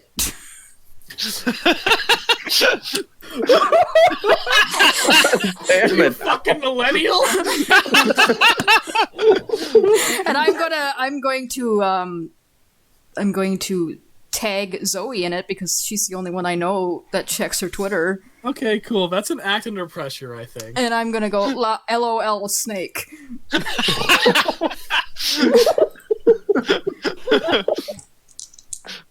Oh, Okay, thank God that is a 9. So I'm going to have some consequences, but that's a 9. I didn't fail. Okay, cool. snake. The snake is circling around you. You manage to get off your tweet. And it lassos your legs. And wraps around you, and it looks like it's going to strangle you. You know, it's going to constrict until the thrashing of the alligator calls its attention. And it looks over there, and dragging you along behind it with its coils... This is rude, Mr. Snake. You know, just dragging you through the icky sewer water. It goes to the alligator, and weirdly, the snake looks distressed. Aw. Is this your friend or something? The snake hears you talking and squeezes tighter. Have I seen the tweet yet? Yeah. Okay. Zoe, you see the tweet. Your friend has apparently encountered a fucking, like, python from India. Isaac, do you have anything you could use to help Hal right now? He seems to have run into a giant fuck-off snake in the sewers. Ah, the giant fuck-off snake. Locals would know it as Big Sid. Big Sid! Shit! Isaac sees that and starts running back towards where the trap was. Wait for me! Okay, you two run to the trap. And we get experience because we're helping Hal. Yeah. Yeah, you do. Yeah, you do. And also I do too because I got caught by a fucking monster. You guys run and you see Hal wrapped up in coils but not currently being choked to death in the coils of a snake that's at least 60 feet long. While the snake is trying and failing to help a fuck-off big alligator out of the fucking net. This is the opposite of a sci-fi. Yeah. Could I try use my skill to be calm and pleasant to it? Try to calm it? Do you have that skill with animals? Yeah. Well, no, it's a present and friendly manner. It's just politely manipulate somebody. I don't think being polite to a snake... like calm and, talk soothingly. Sadly, no, because those manipulate checks with very rare stipulations. Also, it stipulates it can work on a monster or a monstrous minion. Oof. Those checks do not work. Okay, well... Monsters are immune to manipulation unless there's a very specific version of it that says otherwise. Dark Negotiator.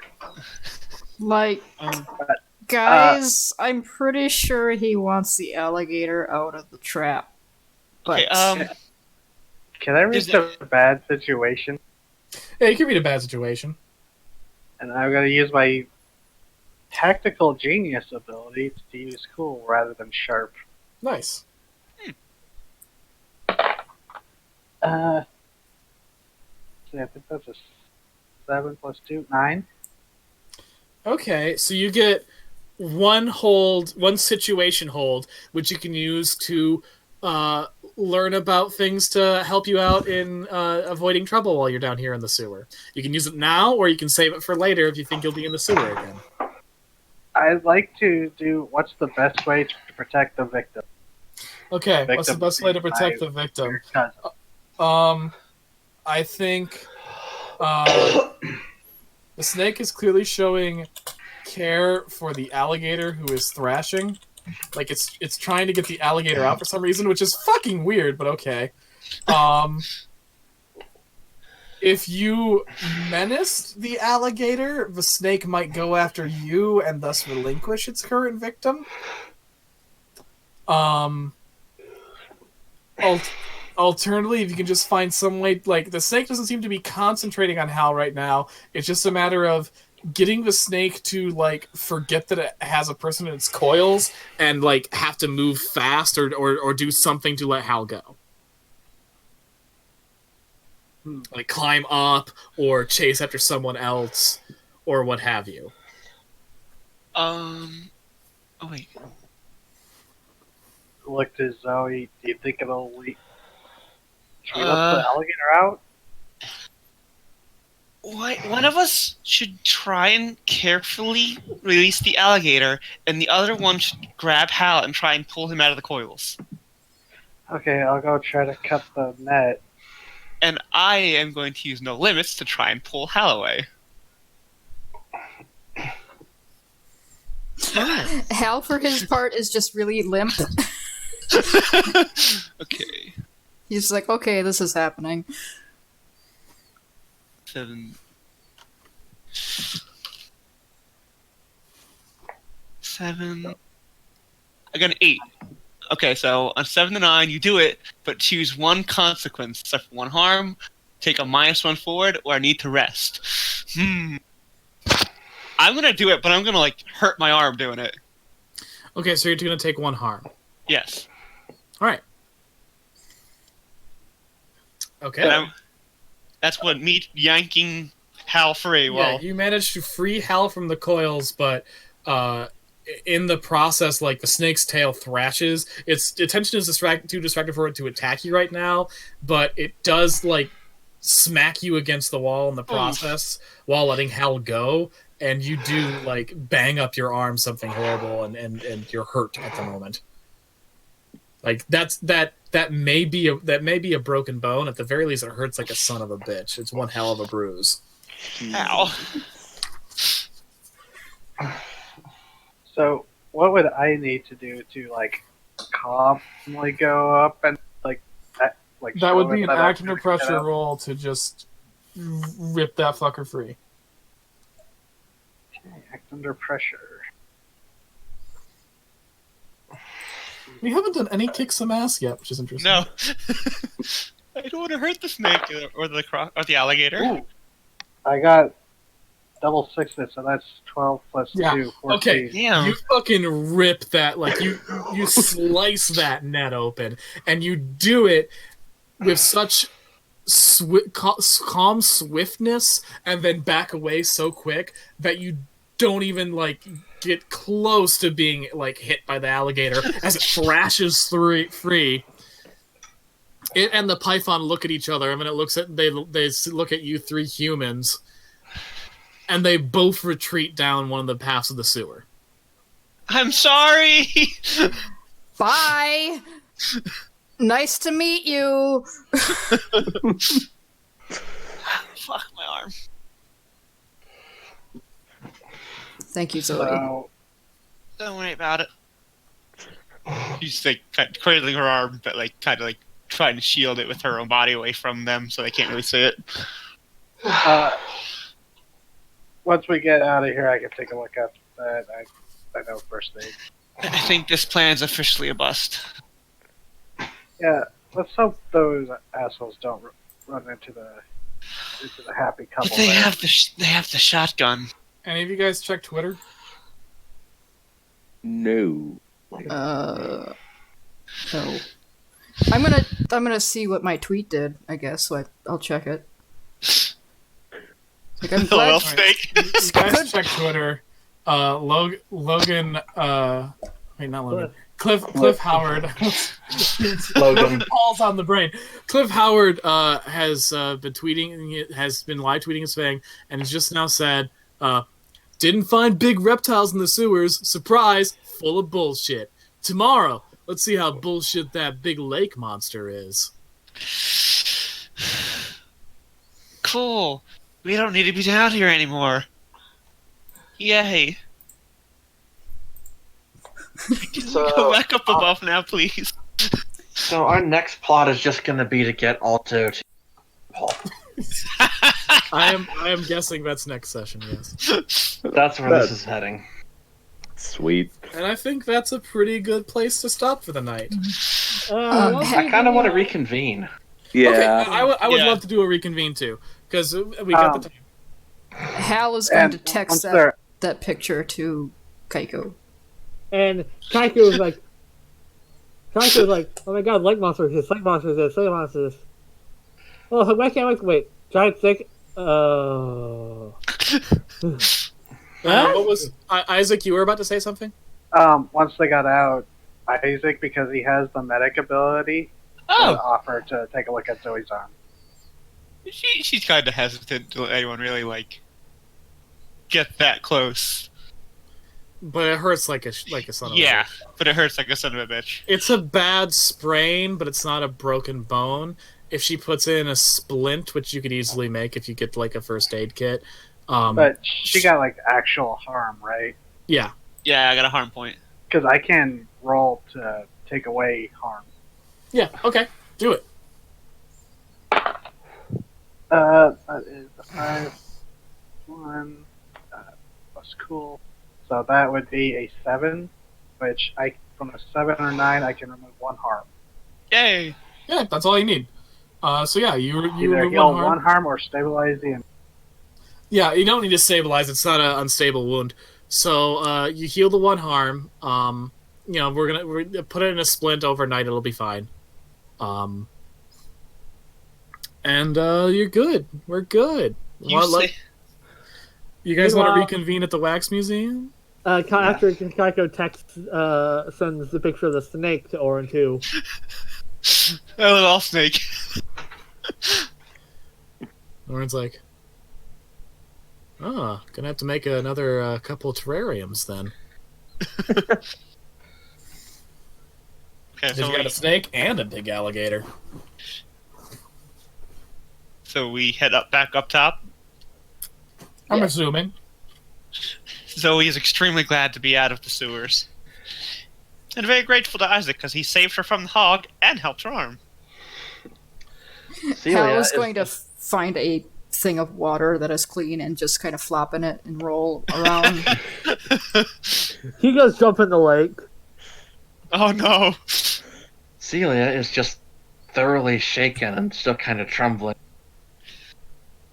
So we meet up with Celia trembling, Zoe in a sling, Hal covered in water. Drake looking concerned. And Kaiko's doing the Deku motor and jittering. And Isaac's just going, "What the fuck did I sign up for?" It was right there. I was in the water. I was in the water with it, and it was right there. It's okay. You're safe now. We saw a Looks fuck right off at me. snake. Also, TT, if for my level up, I took the gain a haven, like the expert with 2 options thing. Okay. For context. All right. I'm gonna figure out what I'm doing with my level up when I'm done with it. Yeah, let's get a denouement for this episode before we do level up stuff. Yeah. Okay. So we all meet up. We're all kind of rough around the edges. Yeah. So we saw Big Sid. We saw also Pogo. Mm-hmm. Intimately. Yes. You know, 5 minutes, half hour ago, I wouldn't have quite believed you, but me and Hal and Isaac had a pretty close experience. Yeah, Oh, it was hey, real close. Hey, well, in our relationships, you and me are the ones who wound up showing each other the paranormal. So there we go. Yeah, and I don't appreciate it either. Well, and it all worked out. We didn't even plan that one. No, it just happened.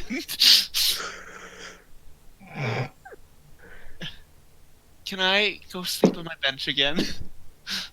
Where are you sleeping? What'd you say? Nothing. Hal just whips around and said, "What?"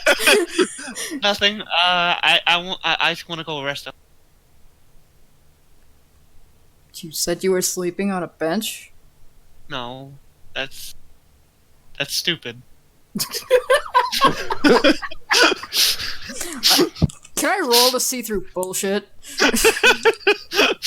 I guess to keep Hal from believing that you are homeless, you could do a manipulate, Zoe. Okay, that's a charge.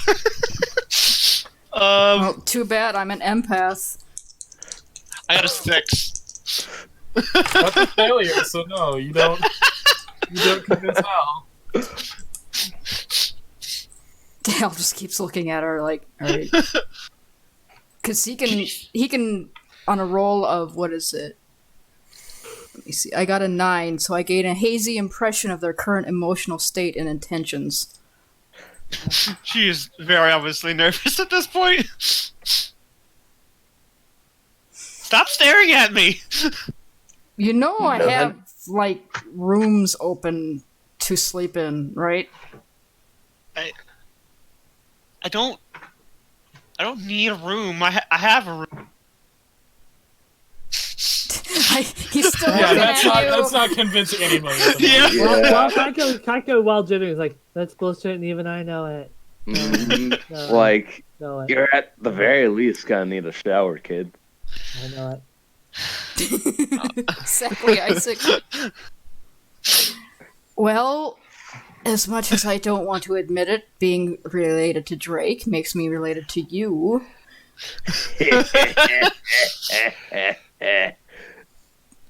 So, I could use a shower. my house is open. Well, I guess. Well, I hope you can fit in my fucking car. Zoe has achieved a house.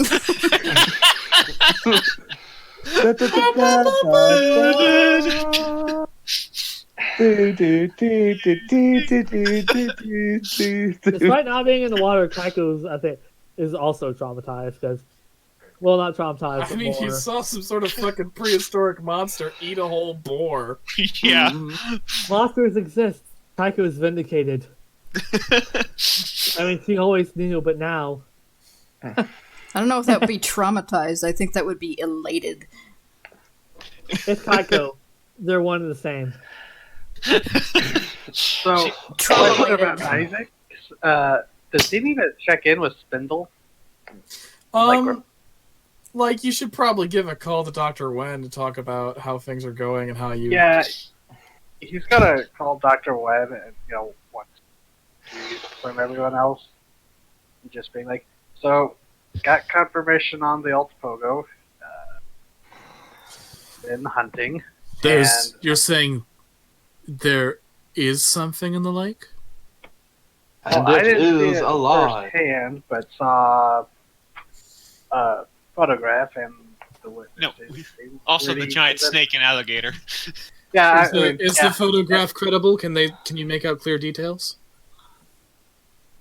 of its meal. I would have to go and attempt to get a better footage myself, but I did. Did you take the photograph? No, it was another local, but Okay, good. So they don't have credible proof of its existence then. no, it was from what I saw. It was too blurry. It could have been, I don't know. Excellent. kind of- Obviously, if you could recover the creature, that would be excellent for our goals, but the most important thing is to make sure that no one else can prove its existence at the moment. So far, it just seems to be hearsay, easily denied. But I also have made contact with 2 other anomalies: an oversight crocodilian, looked like an alligator, and a massive serpent in the sewers. That would go with some of our history supernatural phenomenon here. Did you They go to were the Wax Museum? cooperating. Interesting. Very interesting. I did make it to the Wax Museum. Did not get a chance to fully take the tour yet, But you saw the big turtle in the front hall, right? oh yes, that's what I thought what the Altipogo was going to be initially. But Yeah. So, someone's escaped python and alligator seem to have found the same weird survival technique as that turtle. Very interesting. is there something about this place that makes reptiles grow to large sizes? Because that seems to be the Isaac, there are so many strange phenomena in this town. We have had trouble charting them all. it's a hotbed. We're talking something on par with. Well, I mean, let's be honest. It makes Sanguine Luna look downright tame for the one thing, and well, this is a Skinwalker Ranch level of ley line intersection. Oh, That is frightening. Yes, and the activity has been picking up as of late, so this is all very exciting news. Make sure none of the locals get definitive proof out. Have you been checking up on the YouTuber? And again, Dr. Wen's voice is such that you can tell he hates that this is something he has to comment on in his line of work. Yeah, Isaac kind of feels the same way. Yes, about this Mr. Howard. He, through the mischief of some locals and some assistants, most of their recording footage is been compromised, and they don't seem to have.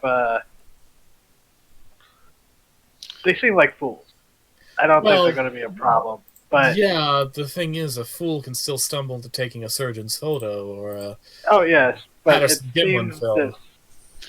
Seems this gaggle of the locals that I've met seem to have really taken a disliking to them. So I don't think he's going to be far off their sights, and they seem. Well, I say you fan those flames. You get them to just ruin that production. I mean, just don't let them get any proof of what's going on either.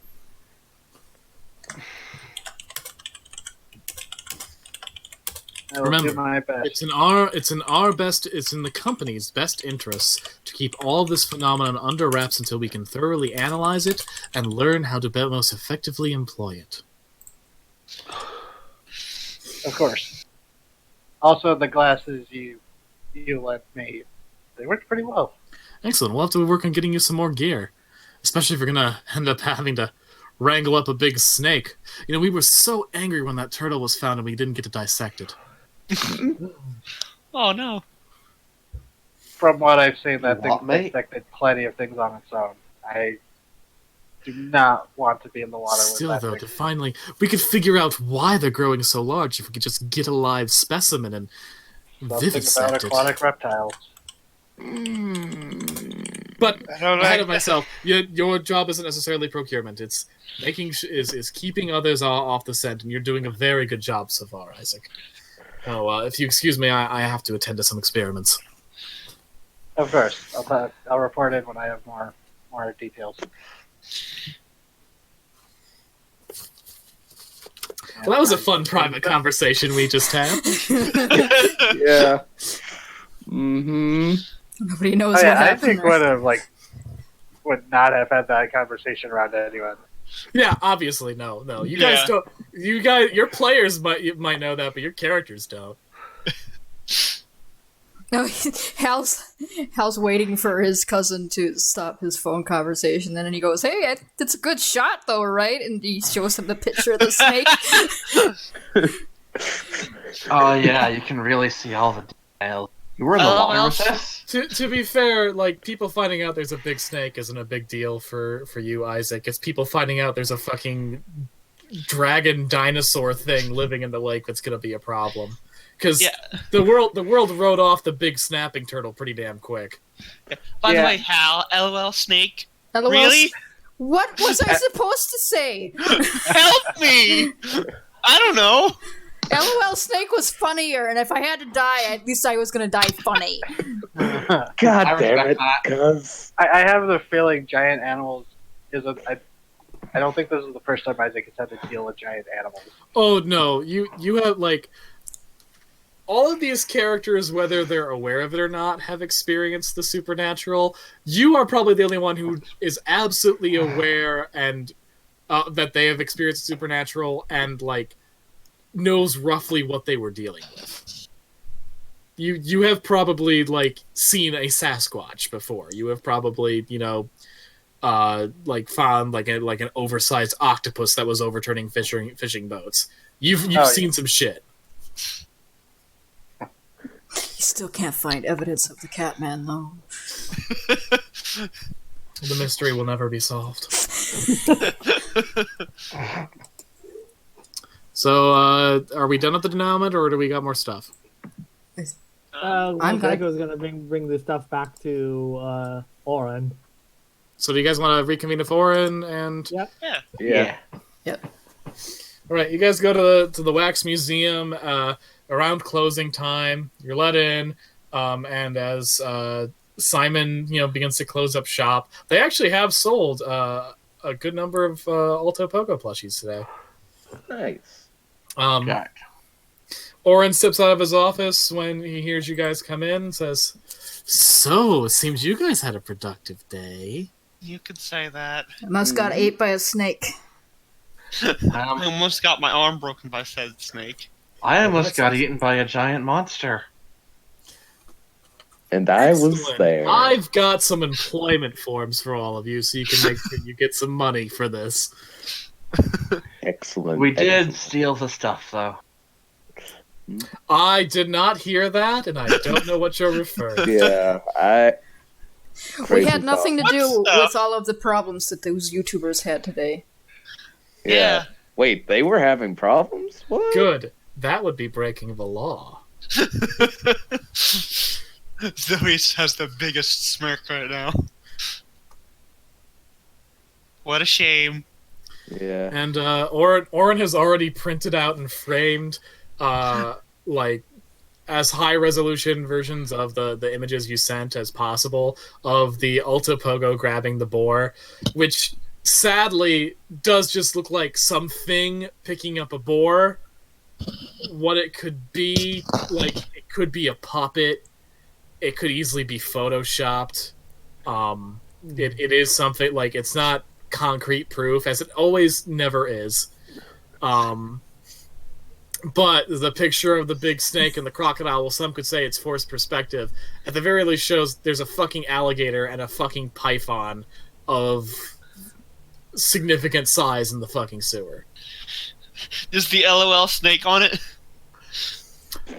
It's not on it, but he has printed out like a little, like, there's a little title plaque on the frame that says LOL snake.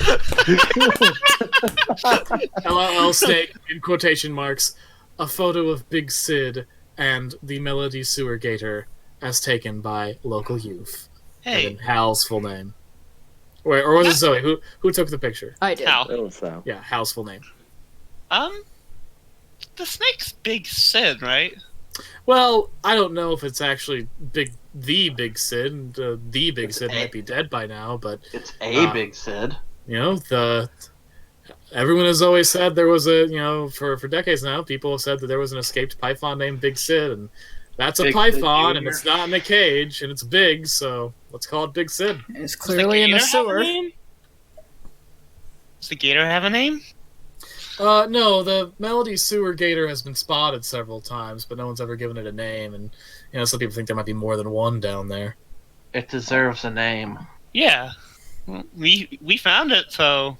Well, listen, if we catch it and we put it out here with Duchess Scissorjaw, we can give it whatever name we want. I mean, no one called Duchess Scissorjaw before we caught her. They called it the Melody Snapper or Toe Eater, something like that. Would it be happy up here, though?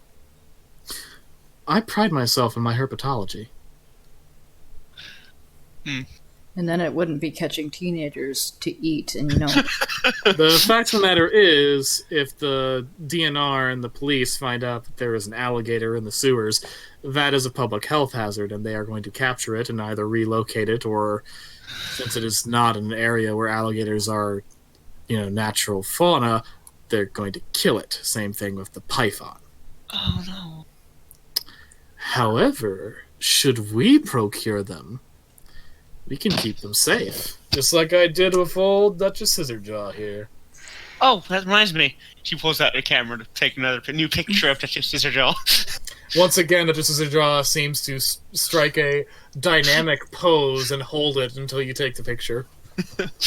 Aren't you just the loveliest lady? So, about that picture of the snake, I kind of tweeted that. Well, gonna be a To lot be of people in those sewers now. To be fair, no! at the time I was about to die. Yeah, I'm not blaming you. Do what you do, but gonna be a lot of people in those sewers. So I guess we should go and try and catch them? It's like 7 p.m. Don't go in the sewers at 7 No, p.m. not looking now. for an alligator. I can barely move my arm. I'm not Good doing way to get dragged into the water and eaten. That's another thing. The snake was trying to free the alligator. Well, that's weird. Yeah, Very weird. the only reason I'm not dead is because it kind of forgot it had me and was trying to get the alligator out. Maybe they're friends. Never heard of snakes and alligators becoming friends before. In fact, I'm fairly certain that in Florida, the Burmese pythons just try to eat the alligators. What's Florida? Everything in Florida is ultimately more aggressive than it should be. In Florida, True. the people try to eat one another. Also true. The very grim joke about the Florida cannibal clan. Isaac has horror stories about his assignment down in Florida. None of them monster related, all of them related to the people. Thanks for your help, Isaac, by the way. Oh, yes, no problem. I had a stint in the military as a medic, so I know how to pop an arm back into a socket or disinfect wounds. That's extremely helpful to where we'll be going. Well, it seems I made a very good choice in my impromptu team of YouTube annoying monster hunters. Damn really- fucking straight. We seem to be really good at that. Yeah, I saw on the news that apparently someone made a large set of stairs, and then that YouTuber fell in it. And Yeah. let me tell you, I am saving that footage of him trapped in a net. I mean, really, it's his own fault. Who climbs stairs in the middle of the forest? Yeah, mean, that's a really dumb thing to do. whoever made those stairs must be pretty good at craftsmanship. You know, would you say so Yeah. myself? Yeah, they're trying to. The police are apparently looking for the ones who made it because you're not supposed to build on park property. But all anyone has said is that it was some sort of motley crew of teens.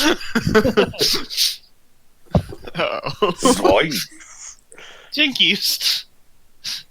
Hal reaches into his pocket and starts eating some beef jerky. I have no idea what you're talking about.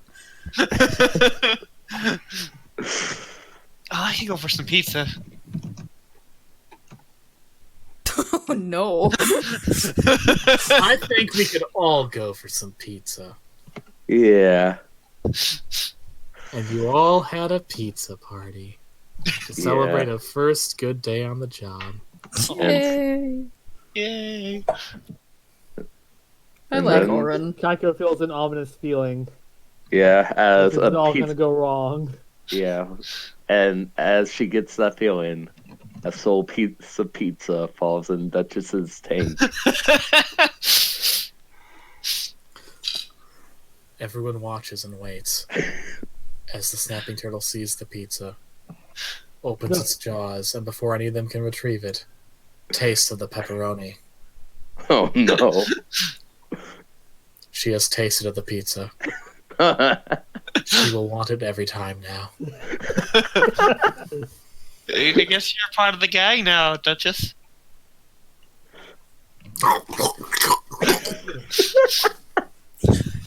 Is that okay? Is that No. gonna hurt? No. If we don't let her eat them too often, I think it's fine. Mr. Ink has a talking dog. We have a hippo-sized snapping turtle. I think we got the better deal. Yeah, come on. Let's Yeah. hear it here. All right. Well, I think that's as good a place as any Yep. to wrap up our first session of Offbeat Melody version 3.0. I have a good feeling about this time. Yeah. This is Yeah. gonna work out. This one Yeah, went that's pretty fun. good, yeah. Yeah. It felt much. It felt like it flowed much smoother. And we Yeah. still had some scary moments. Yeah, we did. Yeah. I'm sad to see the familiars go, but this was a lot tighter. Yeah. Yeah. We got that dynamic flowing pretty fast. Hmm. Oh, that was a blast. That was fun. Thank you for letting me join in.